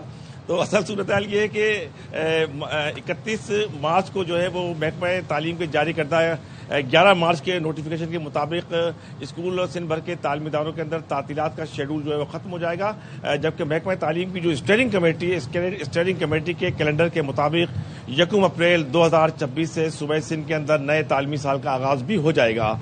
تو اس طرح یہ بالکل بآسانی کہا جا سکتا ہے کہ صوبہ سندھ کے اندر تعلیمی عمل مکمل طور پر بحال ہو جائے گا. تاہم اس کے ساتھ ساتھ اب محکمہ تعلیم کے حکام سے جب ہماری بات ہوئی تھی تو ان کا کہنا یہ تھا کہ ان کی اولین ترجیح فزیکل کلاسز ہیں, اور اگر بات کی جائے گی اسمارٹ لاک ڈاؤن کی تو اس کے حوالے سے جو ہے وفاقی حکومت کی جو پالیسی ہوگی اس کے اوپر عمل پیرا ہوں گے. تاہم صوبہ پنجاب کے اندر 5 دن فزیکل کلاسز کی صورتحال سامنے آ چکی ہے. تو اب اس بات کے واضح اور قوی تر امکانات ہیں کہ صوبہ سندھ کے اندر بھی تمام کی تمام کلاسیں آن لائن کے بجائے فزیکلی کو ترجیح دی جائے گی. سندھ کابینہ کا اجلاس بھی, اور سندھ کابینہ کے اجلاس کے اندر محکمہ تعلیم کے حکام کے مطابق آج اس صورتحال کے حوالے سے بالکل واضح شیڈول کا اعلان کر دیا جائے گا. اور محکمہ تعلیم کے حکام نے بالکل واضح اور ٹوٹوک انداز کے اندر یہ بتایا ہے کہ اولین ترجیح کے اندر فزیکل کلاسز ہی شامل ہیں. اور اس کے ساتھ ساتھ جامعات کی بات کی جائے گی تو جامعہ کراچی نے جو ہے البتہ اس صورتحال کو مد نظر رکھا ہے. جامعہ کراچی کے اندر پیر اور جمعرات کے دن صبح 9 سے شام 5 بجے تک مارننگ کی کلاسیں ہوں گی. اس کے ساتھ ساتھ بقیہ دنوں کے اندر آن لائن کلاسز کے سلسلے کو برقرار رکھنے کا فیصلہ کیا گیا. اس طرح شام کی جو کلاسز ہوں گی جامعہ کراچی میں وہ 3:30 سے 3:30 بجے شروع ہوں گی اور رات 9 بجے ختم ہوں گی. البتہ ایم فی اور پی ایچ ڈی کرنے والے طلبہ و طالبات کے لیے یہ ثوابدیدی اختیارات شعبہ صدر کے اوپر چھوڑ دیے گئے. اگر وہ چاہیں تو ہفتے وار تعطیل کے دوران بھی ایم فل اور پی ایچ ڈی کے طلبہ و طالبات کو بلا سکتے ہیں. تو بہرحال اب طلبہ و طالبات کمر کس لیں کیونکہ بچے یہ سمجھ رہے تھے کہ فرائیڈے کا بھی ہم سن رہے تھے, وفاق نے اعلان کیا تھا فرائیڈے آف ہوگا. فرائیڈے یہاں سندھ میں کیا اسٹیٹس ہے, فرائیڈے کو کلاسز ہوں گی؟ دیکھیں اس کا جو فیصلہ ہوگا آج جو کابینہ کا اجلاس ہے اس کے اندر حتمی طور پر کر دیا جائے گا, کیونکہ دیکھیں صوبہ پنجاب کے اندر اسی پالیسی کو مد نظر رکھتے ہوئے 5 دن کی کلاسوں کا اعلان کیا جا چکا ہے. تو صوبہ سندھ کے اندر بھی بآسانی 5 دن کی کلاسیں تو لازمی ہوں گی. البتہ جمعے کو وہ اسمارٹ لاک ڈاؤن کی طرف جاتے ہیں یا صورتحال کو کسی اور جانب لے کے جاتے ہیں, اس کا فیصلہ جو ہے وہ آج کابینہ کر دے گی. تاہم طلبہ و طالبات اس بات کے لیے تیار رہیں کہ اب ان کو کلاسز کے اندر جانا ہے, اور تمام کے تمام امتحانات جو 7 اپریل سے شروع ہو رہے ہیں 9ویں اور 10ویں جماعت کے اور سندھ بھر کے انٹر کے امتحانات وہ بھی شیڈول کے مطابق ہوں گے. تو اس طرح آج محکمہ تعلیم کے جاری کردہ پرانے نوٹیفیکیشن کے مطابق تعطیلات ختم ہو جائیں گی اور کل سے بچے جو ہیں وہ اسکول جائیں گے. رائٹ, بہت شکریہ انور خان, آپ ہمیں اپڈیٹ کر رہے تھے. تو بچے ہو جائیں تیار, جو ہوم ورک جنہوں نے نہیں کیا تھا نا وہ ہوم ورک اپنا سارا کر لیں. اچھا کل 1 اپریل ہے, 1 اپریل, وچ مینس کہ اپریل فول والا مذاق میرے ساتھ تو کوئی نہ کرے. Be very careful. نو بھائی, میرے ساتھ میری لائف آلریڈی ایک مذاق ہے, تو یہ مذاق کوئی نہ کرے پلیز. اپریل فول والا اس طرح کی حرکت نہ کرے. کوئی تنگ نہیں کرے گا, ابھی میک شیور کہ آپ کو کوئی تنگ. یس یس پلیز, یہ کوئی اپریل فول نہیں ہے اس سال, بس ختم. جتنا ٹراما ہم نے اس سال کے آغاز میں برداشت کر لیا نا, اس کے بعد اپریل فول کا ٹراما آپ لوگوں سے بھی درخواست ہے, دیکھیں چھوٹا موٹا مذاق اپنی جگہ, لیکن ایسے کوئی مذاق نہ کیجیے گا اپریل فول کے نام پہ جو کہ لوگوں کے لیے کسی بھی قسم کی پریشانی کا باعث بنو, یا وہ ہرٹ ہو یا انہیں ایک دم سے صدمہ ہو. تو پلیز ڈونٹ ڈو اٹ. یہ صرف ایک ایسے ہی لوگ کرتے ہیں, تو یہ نہ کیجیے گا. بہرحال مارچ جو ہے فائنلی آج 31 مارچ ہے. مجھے یاد آ گیا کشمیری چوڑیاں بھی آئی تھیں. کیا کیا آیا تھا ویسے؟ کیا آیا تھا؟ لوگوں کے پیسے ایسے ہی اڑ گئے ان کشمیری چوڑیوں پہ. اب کہاں ہیں جی وہ سارا ٹرینڈ؟ ایسے ٹرینڈ بنتے تو ٹرینڈز کو اس طرح نہیں فالو کیا کریں بلائنڈلی. پچھلے سال آپ کو یاد ہے لبوبو ڈولز جب لوگوں نے خریدی نہیں 25-25 30. وہ تو خیر شکل سے ہی ایسی تھی, اللہ معاف کرے کہ بس ان کو ڈال کہنا بھی مجھے تو سمجھ نہیں آتا وہ ڈال تھی کیا تھی. عجیب. بھائی چکی بھی ایک ڈال تھی تو وہ بھی تو ایک ڈال تھی, اس سے تو سب خوف کھاتے تھے. بھائی کیا یاد دلا رہے ہیں صبح سویرے؟ موونگ فارورڈ جناب, ذرا کچھ اب موسم کی بات کر لیتے ہیں. آ جاتے ہیں ہم ذرا پہاڑوں, وادیوں, ٹورزم کی طرف. میرا فیوریٹ کام ٹریولنگ کی, اب ہم بات کر لیتے ہیں. پاکستان کا ہر گوشہ اگر ہم کہیں کہ حسین اور دلکش ہے تو یہ کہنا بالکل غلط نہ ہوگا. اب عالمی سطح پر اس کی سیاحتی خوبصورتی, پاکستان کی جو سیاحتی خوبصورتی ہے اس کو ایک نئی پہچان ملی. یہ آپ منظر دیکھیں, اور جو آپ نے موسم کی بات کہی, اتنا خوبصورت ہے ہمارا پاکستان, ہمارا پیارا پاکستان. یہ ہمارا ملک ہے, دھرتی ہماری. آپ یہ دیکھیں یہاں سارے موسم ہیں, اور اس وقت جو موسم شروع ہوا ہے نا, یہ جو مہینہ آتا ہے بہار کے بعد کا, تھوڑی سی گرمی کے آنے سے پہلے سے, یہ بڑا دل فریب موسم ہوتا ہے. اس موسم میں اگر آپ لوگ جانا چاہتے ہیں کہیں پر گھومنے پھرنے ناردرن ایریاز میں, ایسے علاقوں میں, تو بڑی آئیڈیل کی ٹائمنگ ہے. دیکھیں آج کل نا ایک بڑا انفارچونیٹلی ایک عجیب سا ٹرینڈ بن گیا کہ آپ نے ملک سے باہر ٹریول کریں گے تو پتہ نہیں وہ بہت کوئی فلیکس ہو جائے گا. آپ پہلے اپنا ملک تو دیکھیں, آپ کا ملک اتنا خوبصورت ہے. آپ گلگت دیکھیں, آپ جا کے اسکردو دیکھیں, آپ کے پی والی سائڈ ایکسپلور, آپ کشمیر دیکھیں یار. مطلب اگر آپ نے ارنگ کیل نہیں دیکھا اپنی زندگی میں تو آپ بہت میجر مسنگ کر, آپ کو فومو ہونا چاہیے. بالکل جناب. تو حکومت پاکستان کے گرین پارک ٹورزم پروگرام کے تحت ملک میں سیاحت کے فروغ کے لیے اہم اقدامات کیے جا رہے ہیں, جن کے اثرات ہمیں واضح طور پہ دکھ بھی رہے ہیں. تو گزشتہ سال پاکستان میں 10 لاکھ سے زائد بین الاقوامی سیاح آئے, جو پچھلے برسوں کے مقابلے میں 800% اضافہ ہے. اور عالمی میڈیا اداروں جن میں BBC اور CNN شامل ہیں, انہوں نے جی گلگت بلتستان کو دنیا کے سر فہرست 25 جو سیاحتی مقامات انہوں نے سلیکٹ کیے کہ دنیا کے کون سے بہترین 25 مقامات ہیں, اس میں شامل کیا, جس سے پاکستان کی خوبصورتی کی بین الاقوامی سطح پر بھی تعریف ہو رہی ہے. اور مزید ہم دیکھ رہے ہیں سیاحوں کو اب سہولیات دینے کی, فیسلٹیز دینے پر بہت فوکس کیا جا رہا ہے, اور ویزے کا عمل بھی جو ہے کافی آسان بنایا گیا ہے. بالکل. اچھا GB کی میں آپ کو خاص بات بتاؤں, GB میں انفراسٹرکچر آپ کو زبردست ملے گا, سڑکیں صاف ستھری کشادہ, پھر ان سڑکوں پر ٹریول کرنے کا آپ کو بڑا مزہ آئے گا کیونکہ آپ کے ارد گرد پہاڑ, حسین وادیاں. اچھا پھر GB میں آپ کو سیفٹی کا کوئی ایشو نہیں ہے, سیف اینڈ سیکیور وہاں پہ آپ ٹریول آپ گھوم سکتے ہیں, وہاں پہ کوئی اس طرح کے مسائل آپ کو نہیں ہوتے. تو GB اٹ سیلف ایک بہت خوبصورت علاقہ. گفتگو کر لیتے ہیں, ہمارے ساتھ موجود ہیں Aftab Rana, MD Pakistan tourism development corporation. بہت شکریہ آفتاب صاحب, آپ نے پروگرام کے لیے وقت نکالا. گزشتہ سال پاکستان میں ریکارڈ 10 لاکھ غیر ملکی سیاح آئے. اس میں سب سے زیادہ جو اضافہ تھا وہ کس خطے میں ہوا, کس سائڈ پہ, کس علاقے میں سب سے زیادہ ہم نے دیکھا کہ ٹریفک آئی ٹورسٹ کی؟ شکریہ صاحب ٹورزم پہ بات کرنے کے لیے انوائٹ کرنے کا. یقیناً پاکستان میں جو سیاحت کی صنعت ہے وہ بہت تیزی کے ساتھ ابھی ترقی کر رہی ہے, خاص طور پہ 2020 کے بعد جب کووڈ میں ہمیں شدید مشکلات کا سامنا کرنا پڑا. اس کے بعد سے مسلسل کوششیں ہو رہی تھی کہ کس طرح پاکستان میں غیر ملکی سیاحوں کے اعتماد کو بحال کیا جائے, اور ان مسلسل کوششوں کی وجہ سے, جس میں کہ ہمارے تمام سٹیک ہولڈرز کا بہت اہم کردار ہے, PTDC, گرین ٹورزم, ہمارے صوبائی ٹورزم کے ادارے اور پرائیویٹ سیکٹر کے سب مل کے کاوشیں کر رہے تھے, جس کے نتیجے میں آج دوبارہ پاکستان میں غیر ملکی سیاحوں کی آمد آپ کو بڑی تعداد میں دیکھنے کے لیے مل رہی ہے. اور اس کا جو سب سے بڑا امپیکٹ ہے, جیسے کہ آپ نے خود بھی بات کی, گلگت بلتستان کا علاقہ اور خاص طور پہ خیبر پختونخوا کے پہاڑی علاقے, یہ وہ علاقے ہیں جہاں پہ سب سے بڑی تعداد میں غیر ملکی سیاحوں نے وزٹ کیا. لیکن ساتھ ہی ساتھ ہمارے پنجاب کے اور صوبہ سندھ کے بھی جو تاریخی مقامات ہیں ان میں بھی بڑی تعداد میں غیر ملکی سیاح آئے, خاص طور پہ لاہور کے اندر. آپ کو پتہ ہے اس بار بہت سارے فیسٹیولز بھی ہو رہے تھے, اس بار بسنت کے فیسٹیول میں بہت بڑا کراؤڈ پل کیا. سندھ میں خاص طور کے اوپر موہنجو داڑو, تھٹا, مکلی, یہ تاریخی مقامات غیر ملکی سیاحوں کی توجہ کا مرکز رہے ہیں. اور کسی حد تک ابھی ہم یہ بھی دیکھ رہے ہیں کہ بلوچستان کے علاقوں میں بھی آلدو وہاں کچھ سیکورٹی کے ایشوز ہیں, لیکن بہت دلچسپی ہے غیر ملکی سیاحوں کے ساحلی مقامات کو وزٹ کرنے میں بھی. تو ہمیں اکراس دا کنٹری ہر ملک کے حصے میں بہت اچھا رسپانس ملا ہے. اچھا ران صاحب, مجھے بتائیے گا, جب برطانوی میڈیا جو ہے, خاص طور پہ امریکی میڈیا کی بات کریں, BBC ہو گیا, CNN ہو گیا, وہ ہمارے کسی بھی علاقے کو یہاں پر جیسے کہ گلگت بلتستان کو ہوا ہے ٹاپ 25 سیاحتی مقامات میں شامل کریں, تو ظاہر ہے اس طرح جب سلیکشن ہوتی ہے تو اس میں پھر ساری چیزیں دیکھی جاتی ہیں, فیسلٹیز کو بھی دیکھا جا سکتا ہے, جانا کتنا آسان ہے, ویزے کا حصول کتنا آسان ہے, ان تمام تر چیزوں کو مد نظر رکھ کر لوگوں کو پھر بتایا جاتا ہے کہ آپ ان پلیسز پر جا سکتے ہیں. تو آپ ذرا ہمیں تھوڑا سا آئیڈیا دیجیے گا کہ کیا کیا ریسنٹلی یہاں پر لوگوں کو فیسیلیٹیٹ کرنے کے لیے ہوا ہے, کیا کیا نئی نئی چیزیں بنی ہیں. جی صدف, بالکل جو پاکستان میں آپ نے دیکھا کہ گزشتہ کم از کم 10 سال کے اندر ایک مسلسل عمل جاری ہے پاکستان کے اندر سیاحتی خدمات کو بہتر کرنے کے لیے, اور انٹرنیشنل میڈیا کا ریکگنائز کرنا, بی بی سی یا CNN کا اور دیگر اداروں کا بھی, یہ اس بات کا ثبوت ہے کہ وہ اس چیز کو بڑے غور سے دیکھ بھی رہے ہیں اور ریکگنائز بھی کر رہے ہیں. خاص طور کے اندر اس وقت بھی پاکستان کے اندر ٹوریزم انفراسٹرکچر کے بہت سارے نئے پروجیکٹ کے اوپر کام ہو رہا ہے. کچھ پروجیکٹ کمپلیٹ ہو چکے ہیں, اور سب سے جو بڑا فوکس ہے اس وقت گورنمنٹ کا وہ روڈ انفراسٹرکچر کو امپروو کرنا ہے. خاص طور پہ وہ علاقے جہاں پہ سیاحوں کی تعداد زیادہ جاتی ہے, جیسے کہ گلگت بلتستان, آزاد کشمیر اور ہمارے خیبر پختونخوا کے علاقے ہیں. یہ پہاڑی علاقے بھی ہیں, یہاں پہ چیلنج بھی بہت سارے ہیں انفراسٹرکچر کے حوالے سے. تو اس وقت بہت بھرپور جو ترجیح ہے حکومت کی وہ روڈ انفراسٹرکچر کو امپروو کرنے پہ ہے.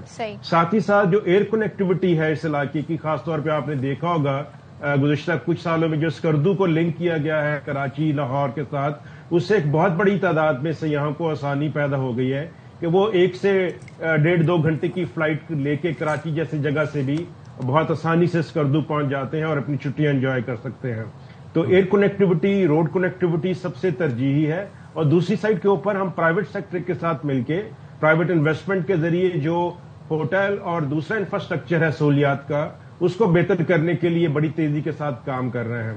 اور گزشتہ 10 سالوں میں بہت سارے نئے چین ہوٹل بھی ڈیولپ ہوئے ان علاقوں میں, جس سے ابھی بورڈنگ لاجنگ کی سہولیات بہت اچھی ہو گئی ہیں. اور ساتھ ہی ساتھ پھر ہم how can we forget adventure sports, جس طریقے سے ایڈونچر سپورٹس کو فروغ دیا جا رہا ہے ان تمام تر سیاحتی علاقوں میں. Out standing job. اچھا, اگلے 5 سالوں میں حکومت کا کیا پلان ہے ٹورزم سیکٹر ہے اس کو ایکسپینڈ کرنے کے حوالے سے؟ جی بالکل صاحب, اس وقت وفاقی حکومت کی اور صوبائی حکومتوں کی بہت ترجیحی بنیادوں کے اوپر سیاحت کو فروغ دینے کی اسٹریٹجی ہے. اور حالیہ دنوں میں ہم اس وقت ایک پاکستان کا نیا ٹورزم پالیسی فریم ورک ابھی ڈیولپ کیا گیا ہے تمام اسٹیک ہولڈرز کے ساتھ مشاورت کر کے. وہ ابھی وفاقی حکومت کو پیش کیا گیا ہے, جس کے تحت ہم 11 ایسے کی پلرز کے اوپر کام کریں گے جو پاکستان کی سیاحت کی صنعت کو مستحکم کریں گے. اس وقت پاکستان میں جو سیاحت کی صنعت ہے وہ تقریباً 5.6% نیشنل GDP میں کنٹریبیوٹ کرتی ہے, اور اگلے 5 سال میں ہمارا ٹارگٹ یہ ہے کہ ہم اس کنٹریبیوشن کو GDP کے اندر 10% تک لے جائیں گے. اور خاص طور کے اندر جو اس وقت ہمارا جو ٹوٹل اکانومی ہے ٹورزم سیکٹر کی, جو کہ تقریباً 6 کھرب کے برابر ہے, اس کو ہمیں 10 کھرب تک لے کے جانا ہے, اور 1.7 ملین تقریباً نئے جابز کریٹ کرنا ہے تاکہ روزگار کے مواقع جو ہیں وہ ٹورزم سیکٹر کے اندر بڑھ سکیں. ساتھ ہی ساتھ جو پرائیویٹ سیکٹر کی انویسٹمنٹ ہے اس کو فروغ دینے کے لیے بھی کافی سارے اقدامات پرپوز کیے گئے ہیں. تو یہ ایک بڑا ہی جامع منصوبہ ہے جو 11 نکات پہ مشتمل ہے, اور حکومت انشاءاللہ جلدی اس کو وفاقی سطح کے اوپر جب پاس کر دے گی تو اس کی امپلیمنٹیشن سے آپ دیکھیں گے ایک بہت بڑی آپ کو تبدیلی نظر آئے گی سیاحت کے شعبے کے پاکستان کی معیشت کے اندر کنٹریبیوشن میں. ٹھیک ہے, تھینک یو سو مچ آفتاب رانا صاحب. بڑا زبردست طریقے سے پاکستان اس حوالے سے آگے بڑھ رہا ہے ٹورزم ڈپارٹمنٹ میں ہم, اور یہ آپ نے مناظر بھی دیکھے ہمارا پیارا خوبصورت پاکستان, اور اس میں جو سہولیات دی جا رہی ہیں, ایک پورٹل بھی بنایا گیا ہے, اس کے ذریعے آپ کو سہولیات بھی دی جا رہی ہیں. تو بہت کچھ ہے جو آپ نے جا کر ایکسپلور کرنا ہے. بالکل ایسی ہے. اچھا, لیکن موسمیاتی تبدیلیوں سے آپ کو پتا ہے کہ پاکستان بہت حد تک متاثر ہو چکا ہے اور ہر روز ہو رہا ہے. اس میں گورنمنٹل سطح کے اوپر بھی بہت سے اسٹیپ جو لیے جا سکتے ہیں, انڈیویجولی بھی ہم بہت کچھ کر سکتے ہیں. خیبر پختونخوا میں آپ یہ دیکھیں کہ بارش زحمت بن گئی ہے, موسلادھار بارش نے تباہی پھیلائی. حادثات میں 17 افراد جاں بحق ہوئے ہیں اور 25 سے زائد افراد زخمی ہیں. مختلف علاقوں میں مکانات کی چھتیں گر گئیں, 3 بچیوں سمیت 5 افراد لقمہ اجل بنے ہیں. اچھا, پھر بنوں, لکی مروت, نوشہرہ میں چھتیں گریں اور دیواریں گرنے سے 8 بچوں سمیت 9 افراد جان سے گئے. اچھا, کچھ اس طرح کے حالات ہم اسلام آباد اور راولپنڈی میں بھی دیکھ رہے ہیں کہ بارش نے موسم تو بڑا پر خوشگوار کر دیا ہے, اور سوات اور چترال کے پہاڑوں پر برف باری کی وجہ سے وہ جو سردی جس کو سب سمجھ رہے تھے کہ اب تو گرمی کا سیزن آ رہا ہے, تو وہ کہتے ہیں نا جاتی سردی, وہ لوٹ آئی ہے. اب محکمہ موسمیات نے ایک پریڈکشن کی ہے کراچی کے حوالے سے, ذرا وہ بھی بتا دیتے ہیں کہ 2 اپریل سے یعنی پرسوں سے کراچی سمیت ملک بھر میں گرج چمک کے ساتھ موسلادھار بارش کی پیش گوئی ہے. اور اس دوران آندھی اور ژالہ باری بھی ہو سکتی ہے. آپ حیران نہیں ہے کہ کتنا کلائمیٹ چینج ہوا ہے, کتنا موسم چینج ہوا ہے کہ کراچی میں مارچ اپریل کے مہینے میں آپ ژالہ باری کے بارے میں سن رہے ہیں کہ وہ بھی ہو سکتی ہے. اچھا, اور لاسٹ ایئر سے لے کر اب تک, سیلاب والے سیزن مانسون سے لے کر اب تک آپ دیکھیں کہ ہم ریپیٹڈلی ایک ٹرم یوز کر رہے ہیں یالہ باری, یالہ باری. اب وہ ہم بارش سے کم ہوتا ہوتا آہستہ آہستہ بات اب یالہ باری پہ چلی گئی ہے. تو اب یالہ باری بہت ہو رہی ہے, اور اسلام آباد میں جو لاسٹ ایئر یالہ باری ہوئی تھی مانسون میں, اللہ اکبر, اتنے بڑے بڑے اولے گرے تھے. اولے نہیں تو وہ کیا تھے, وہ گولے تھے, وہ کیا تھا. بالکل. تو چلیں ذرا اسلام آباد کی پہلے صورتحال جان لیتے ہیں, کیونکہ ہم دیکھ رہے ہیں کہ اسلام آباد اور راولپنڈی گردنواں میں گزشتہ روز سے بارش کا سلسلہ جاری ہے, کہیں ہلکی کہیں تیز ہے. کیسا موسم ہے, شہری جو ہے اس موسم میں کیسے انجوائے کر رہے ہیں, بات کر لیتے ہیں. فرا ربانی ہمارے ساتھ ہیں. تو فرا, ذرا ہمیں صورتحال بتائیے گا, کیسی بارش ہو رہی ہے؟ آپ کو بھی ہم دیکھ رہے ہیں, ابھی تو خیر دھوپ نکل آئی ہے, تو یہ رم جھم کا سلسلہ جاری ہے اسلام آباد میں. اچھا صدف, کل تو بڑا خطرناک موسم ہو گیا تھا کہ صبح سے بارش کا سلسلہ شروع ہوا جو رات گئے تک جاری رہا. اس دوران بارش کبھی تیز ہو جاتی تھی, کبھی ہلکی ہو جاتی تھی, ساتھ ہی ساتھ آندھی اور طوفان نے جو ہے وہ بڑا خطرناک ایک منظر بنا دیا تھا. اس کے بعد یہ ہوا کہ شام کے ٹائم میں دن کے ٹائم رات کا سما ہو گیا کہ بالکل سب طرف اندھیرا چھا گیا. صرف بارش تھی, اندھیرا تھا اور آندھی چل رہی تھی, اور اس میں بیچارے شہری جو اسلام آباد کے وہ پھنس گئے تھے. مطلب کہنا تو نہیں چاہیے, لیکن بارش جو ہے وہ رحمت سے کم زحمت زیادہ ہو گئی تھی کہ جو گاڑیوں پر, جو بائکس پر ٹریول کر رہے تھے, افراد و شدید مشکل کا شکار ہو گئے کہ کسی کو کچھ نظر نہیں آ رہا. لوگوں نے اپنی گاڑیاں, اپنی بائک سائڈ پر پارک کر دی تھی, تو وہ ایک کافی ڈینجر سچویشن ہوگی. خیر اس کے بعد یہ ہوا کہ وہ موسم تھوڑا سا بہتر ہوا, لیکن بادلوں کی جو گھن گرج تھی اس نے بھی شہر میں خاصا خوف و ہراس پھیلا دیا. اسی طرح جب محکمہ موسمیات نے پیش گوئی کی کہ یہ بارش کا سلسلہ بھی مزید جاری رہے گا تو تھوڑی سی اور پریشانی بڑھ گئی. اس کے بعد انہوں نے یہ بھی کہا کہ نہ صرف بارش ہوگی بلکہ گرج چمک کے ساتھ بارش ہوگی. ایسا ہی ہوا.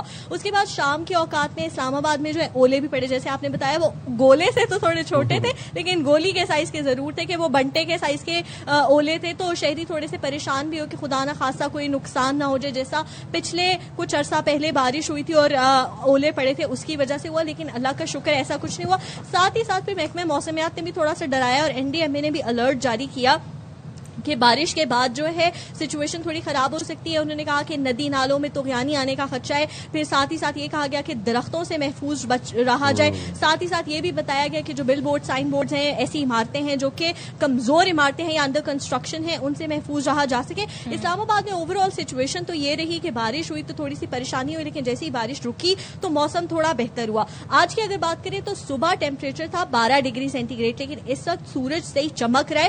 22 ڈگری سینٹی گریڈ اس وقت ٹیمپریچر ہے. لیکن محکمہ موسمیات کی جانب سے یہ بھی کہا گیا کہ بارشوں کا یہ سلسلہ ابھی تھما نہیں ہے. جیسے مارچ ختم نہیں ہو رہا ویسے بارشیں بھی ختم نہیں ہو رہی, لیکن یہ ہے کہ جب بارش آتی ہے تو پھر ہم دیکھتے ہیں کہ کیا موسم بھی اچھا ہو جاتا ہے. بہت شکریہ فرار ربانی اپڈیٹ کرنے کے لیے. کہتے تھے کہ اور چل گئے سب کو دیکھیں, سب یہ اسلام آباد میں بھی سب کہہ رہے ہیں کہ مارچ کا مہینہ ختم نہیں ہو جائے گا. ختم کیا بات ہے ایسی. آپ کو ذرا مان صحرا کے کچھ نظارے دکھاتے جہاں پر میدانی علاقوں میں بارش کا سلسلہ وقفے سے جاری ہے. کاغان ویلی کیا خوبصورت مناظر پیش کر رہی ہے, تو ہمارے نمائندے طاہر شہزاد انولی ہمیں اپڈیٹ کریں گے موسم کی صورتحال سے. جی بالکل, گزشتہ دور سے مانسہرہ کے میدانی علاقوں میں وقفے سے بارش کا سلسلہ جو ہے اس وقت بھی بدستور جاری ہے.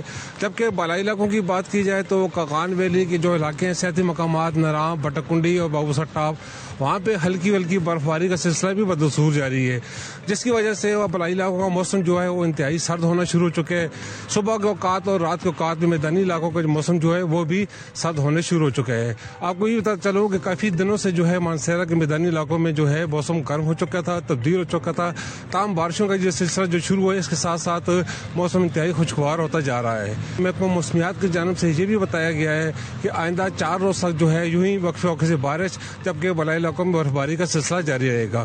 بارشوں جو میدانی علاقوں کے بعض مقامات پر جو ندی نالے ہیں وہاں پہ طغیانی بھی ہے, اور ضلعی انتظامیہ کی جانب سے یہ بھی ہائی الرٹ جاری کر رکھا گیا ہے کہ جو ندی نالے اور بالائی علاقوں میں سفر کرنے سے گریز کیا جائے, اور جہاں لینڈ سلائڈنگ ہے اور جہاں پانی کا بہاؤ زیادہ ہے وہاں بھی جانے سے گریز کیا جائے. بھائی مانسہرہ کے منظر دیکھیں, کتنی گرینری ماشاءاللہ. تو ایسے میں ہم سوات کی کیسے بات نہیں کریں.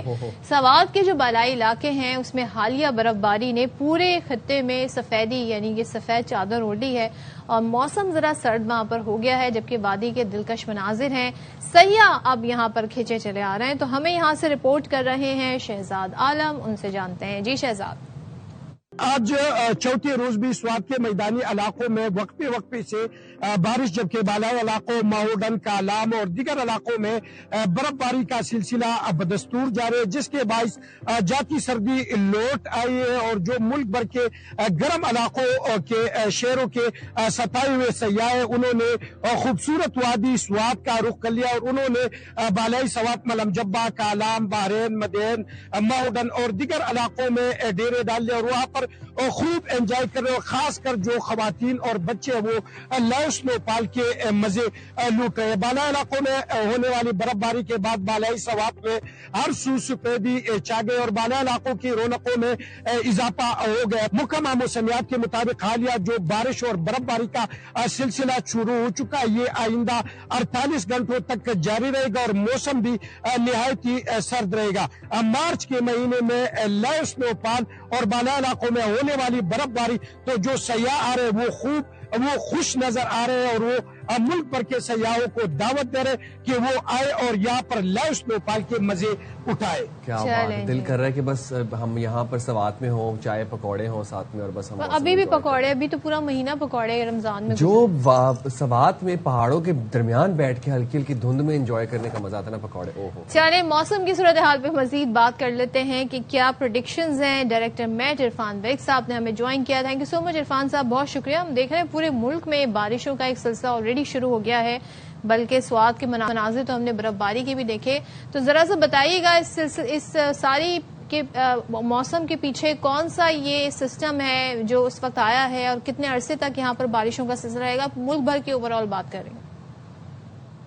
دیکھیے، یہ جو ہمارے پاس ونٹر میں اور تھرو آؤٹ دا ایئر جو بارش ہوتی ہے، یہ مغربی ہواؤں کے سلسلے جو ہے وہ پاکستان میں داخل ہوتے ہیں۔ تو ونٹر میں کیونکہ مونسون مشرقی علاقوں طرف سے نہیں آتے، تو صرف مغرب کی طرف سے آتے ہیں، تو وہ کولڈ ہوتے ہیں، ٹھنڈے ہوتے ہیں۔ تو ونٹر میں جتنا بھی آپ کے پاس جو پیٹرن بنے گا وہ ٹھنڈک کے ساتھ ہوتا ہے۔ تو اسی طرح یہ جو سپرنگ میں ابھی جو بارشیں ہو رہی ہیں، یہ مغربی ہواؤں کے سلسلے جو ہے یہ میڈیٹرانین سی میں بنتے ہیں اور ادھر سے موو کر کے یہ مشرق کی طرف آتے ہیں، پہلے عراق، ایران، افغانستان، یہاں سے ہوتے ہوئے پھر جو ہے نا وہ ہمارے پاس آتے ہیں۔ تو یہ ایک سلسلہ تھا جو کہ آج رات گزشتہ جو رات گزری ہے اور آج دوپہر تک جو ہے یہ بالائی جو ہمارے شمالی علاقہ جات ہوں گے یہاں سے بھی نکل جائے گا۔ اسی کے ساتھ ہی ایک اور سپیل ہے جو کل انٹر ہوگا، جو کہ بلوچستان کے میں انٹر ہوگا اور اگین وہ جو ہے بارش کرے گا وہاں پر۔ بعض علاقوں میں موسلادھار بارش بھی ہے۔ خاص طور پہ دیکھ لیا کریں کہ جب ہم کہتے ہیں نا کہ موسلادھار بارش، تو وہ ایک اسپیسیفک ایریاز ہیں۔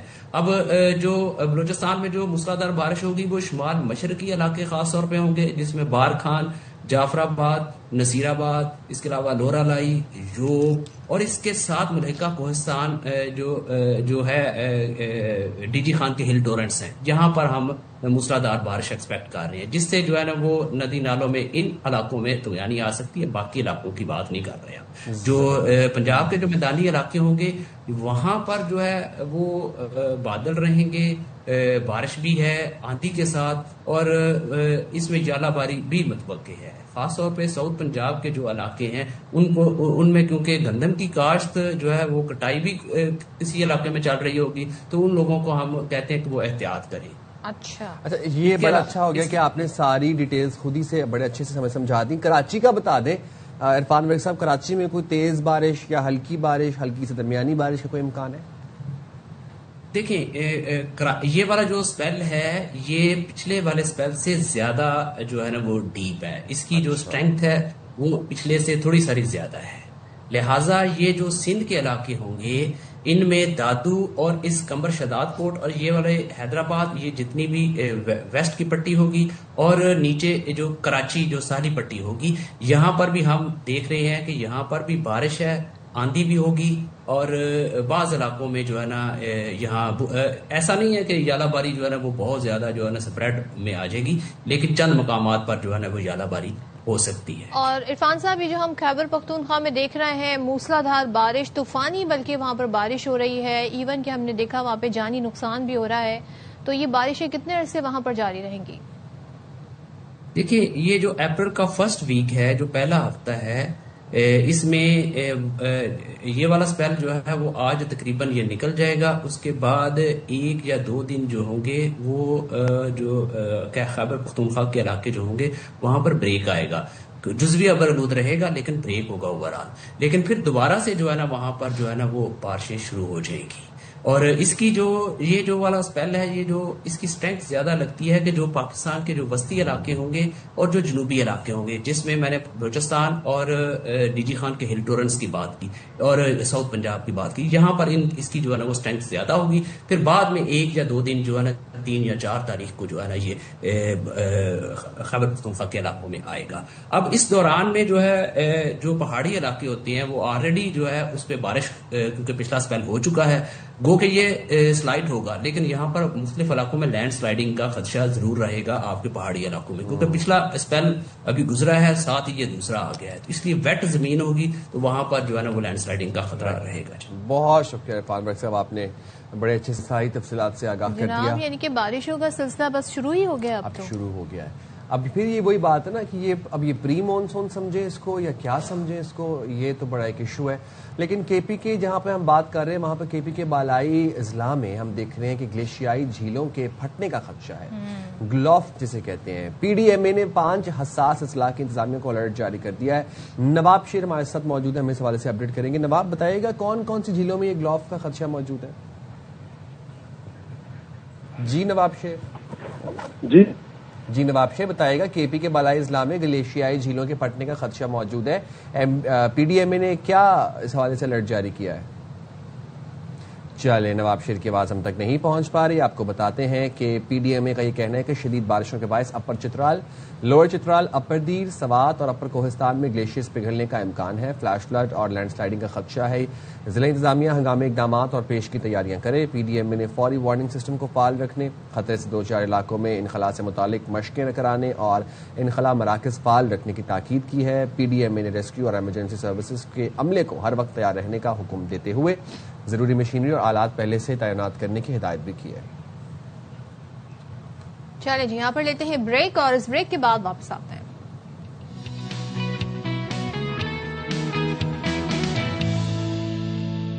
Welcome back once again. بات کریں گے پی ایس ایل سیزن 11 کی جو کہ جاری ہے. کل ریسٹ کا دن تھا لیکن آج میچ ہے اور آج پشاور زلمی اور اسلام آباد یونائیٹڈ قذافی اسٹیڈیم لاہور میں ٹکرائیں گے. دونوں ٹیموں کے ذرا پوائنٹس ٹیبل پر پوزیشن دیکھ لیتے ہیں تو اس وقت ظاہر ہے دونوں جو ہے پوائنٹس ٹیبل پر جگہ بنانے کے لیے آج میدان میں اترے. ایونٹ میں ملتان سلطان سے پہلے میچ میں شاداب 11 کو 5 وکٹوں سے ہرایا, جبکہ پشاور زلمی نے راولپنڈی کے خلاف اپنا امتحان کامیابی سے پاس کیا. کراچی کنگز کی لگاتار فتوحات جو 2 فتح ملی ہیں, پوائنٹس ٹیبل پر پہلی پوزیشن پر جبکہ لاہور قلندر دوسرے, ملتان سلطان تیسرے, پشاور زلمی چوتھے نمبر پہ. لیکن راولپنڈی, اسلام آباد یونائیٹڈ, حیدرآباد کنگز ابھی تک اپنی پہلی جیت کے منتظر ہیں. بالکل, اور ہم بھی منتظر ہیں. اچھا جناب, بڑی آپ لوگ سن رہے ہوں گے کنٹروورشل باتیں, کوڈ آف کنڈکٹ کی خلاف ورزیاں, بال کے ساتھ چھیڑ چھاڑ, لیفٹ رائٹ چیزیں ہو رہی ہیں. اب سینٹرل کانٹریکٹ کی خلاف ورزی پر نسیم شاہ پر ہوا بھاری جرمانہ. کرکٹ بورڈ نے 2 کروڑ روپے کا جرمانہ عائد کر دیا. نسیم کے سوشل میڈیا ایڈوائزر کو برطرف کر دیا. بلیک لسٹ کرنے کا بھی فیصلہ سامنے آیا ہے اور پی سی بی نے 27 مارچ کو شو کاز نوٹس جاری کیا تھا. 3 رکنی ڈسپلنری کمیٹی نے نسیم کا موقف سننے کے بعد فیصلہ سنایا, جبکہ سیکیورٹی پروٹوکول کی خلاف ورزی پر لاہور قلندرز کے کپتان شاہین آفریدی پر 10 لاکھ روپے جرمانہ عائد کر دیا گیا. اور یہ غیر معمولی واقعہ 28 مارچ کو ہوٹل میں پیش آیا تھا. فرینچائزر نے فوری طور پر مکمل تحقیقات کی اور لاہور قلندرز نے فیصلے سے پی سی بی کو آگاہ کر دیا. اچھا جناب, ظاہر ہے یہ ہوٹل میں پروٹوکول کی خلاف ورزی پر ڈی آئی جی آپریشنز نے پی ایس ایل انتظامیہ کو مراسلہ لکھا تھا اور جو نسیم شاہ کی جو ٹویٹ تھی وہ انہیں کافی کاسٹلی پڑی ہے. 2 کروڑ روپے اب جانا انہیں پے کرنا پڑے گا. لیکن خبریں یہ بھی ہیں کہ جی پابندی بھی لگ سکتی تھی, جو سینئر پلیئرز بھی کہہ رہے ہیں. تو چلیں جی اس پر بات کر لیتے ہیں. ہمارے ساتھ موجود ہیں شاہد ہاشمی صاحب اور ہمیں ساتھ میں جوائن کیا ہے اینکر پرسن نجیب الحسنین صاحب نے. تو شاہد صاحب سے ذرا جان لیتے ہیں. شاہد صاحب, اب یہ تمام تر جو پروسیس ہوا, جو نسیم شاہ سے شروع کرتے ہیں, پہلے 2 کروڑ روپے کا انہیں جرمانہ بھرنا ہوگا اور اس سے پہلے خبریں بھی آ رہی تھی, کل ہی ہم سن رہے تھے کیا پابندی کا بھی کوئی امکان تھا اور پھر یہ پابندی سے ساری ایفرٹ کر کے جی معاملہ جرمانے تک محدود ہو گیا. تو ایسا بھی کچھ خبریں تھی, کنفرم کر رہے ہیں صاحب شاہد صاحب؟ بالکل ایسا ہی ہے. ایک بڑا لمبا فائن بھی لگنے والا تھا, لیکن پھر یہ غور کیا گیا کہ ایک ینگسٹر ہے, پاکستان کو اس کی ضرورت پڑتی رہتی ہے, تینوں فارمیٹ کھیل چکا ہے پاکستان کے لیے اور اچھی کارکردگی بھی دکھائی ہے.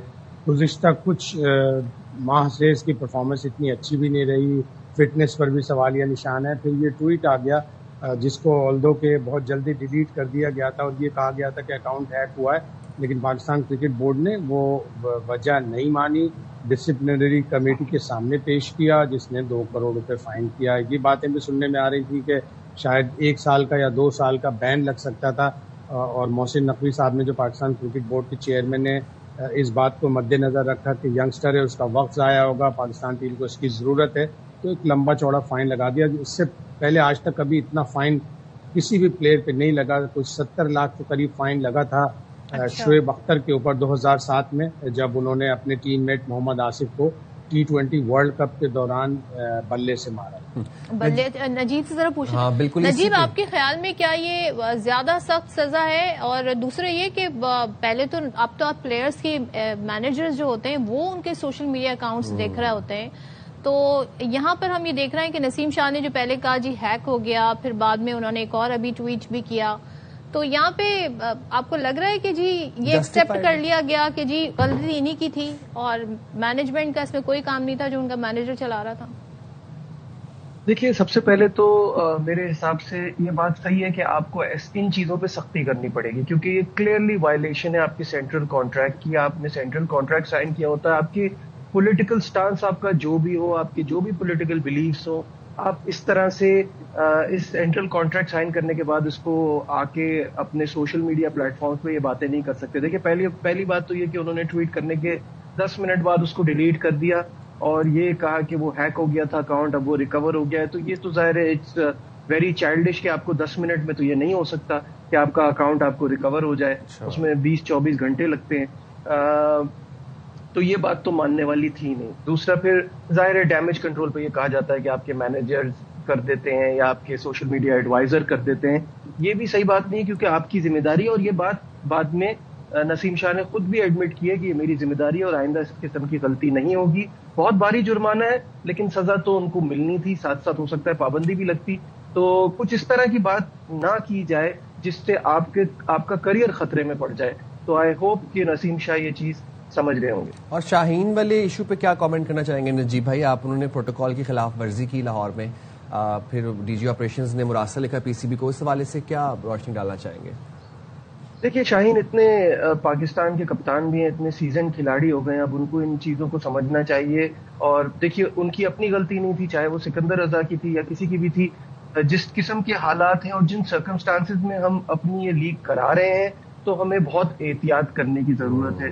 سیکیورٹی پروٹوکولز کا خیال رکھنا تمام کھلاڑیوں کے اوپر فرض ہے, ان کو پوری طرح سے فالو کریں, ورنہ آبویسلی اس طرح کا نقصان اٹھانا پڑ سکتا ہے.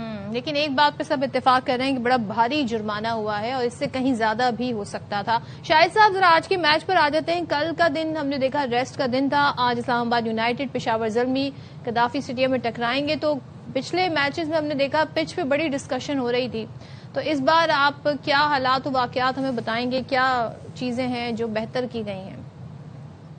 یقیناً چینج ہونی چاہیے, وہ مظلوم پچ نہ ہو جس پہ ہفتے اور اتوار کو 4 میچ کھیلے گئے اور اس کا میرا خیال ہے 3 ہو چکا ہوگا اس پچ کا.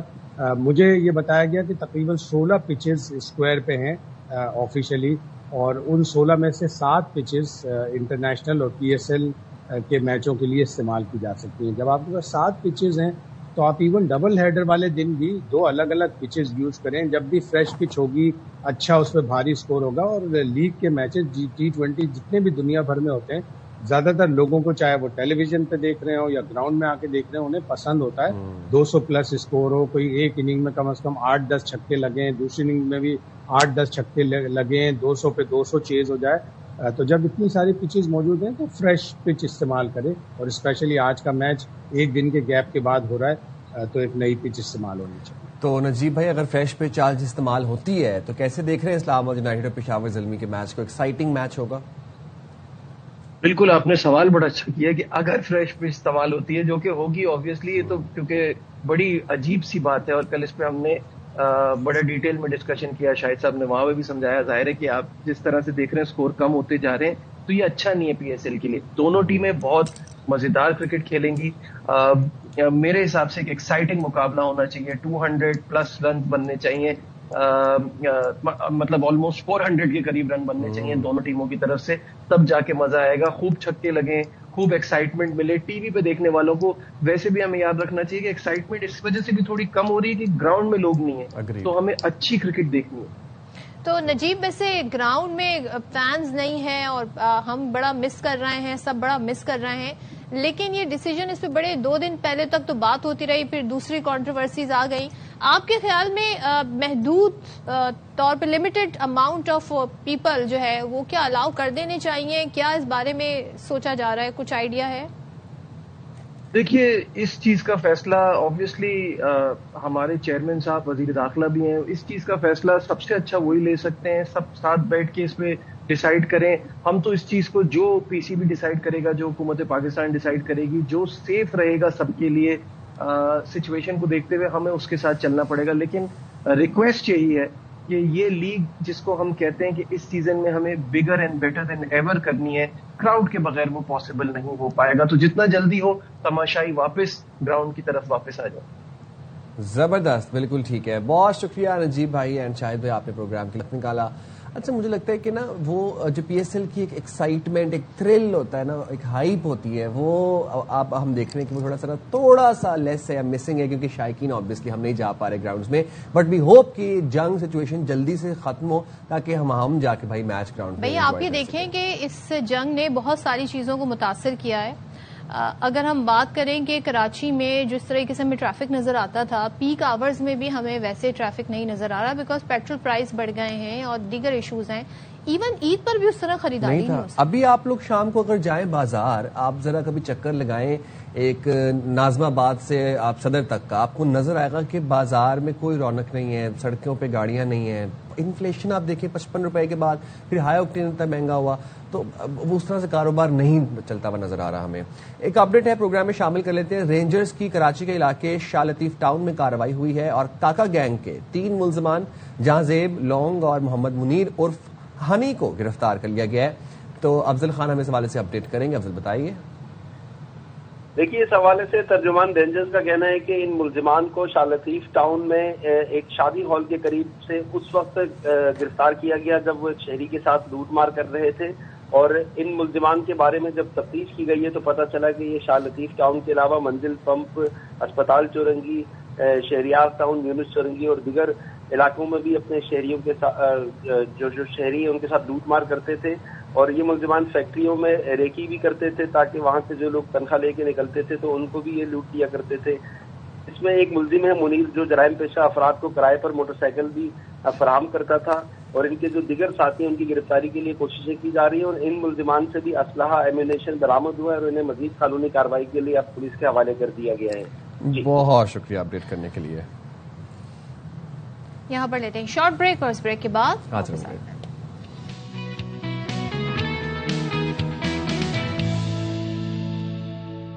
Welcome back once again. اور آپ کو کچھ اپڈیٹس دے دیں. سانحہ گل پلازا کی تحقیقات کے لیے قائم جوڈیشل کمیشن نے D G S B C A کو نوٹس جاری کر دیا ہے اور اسی حوالے سے مزید ڈیٹیل جان لیتے ہیں ہمارے نمائندے اصغر عمر سے. بتائیے گا اصغر.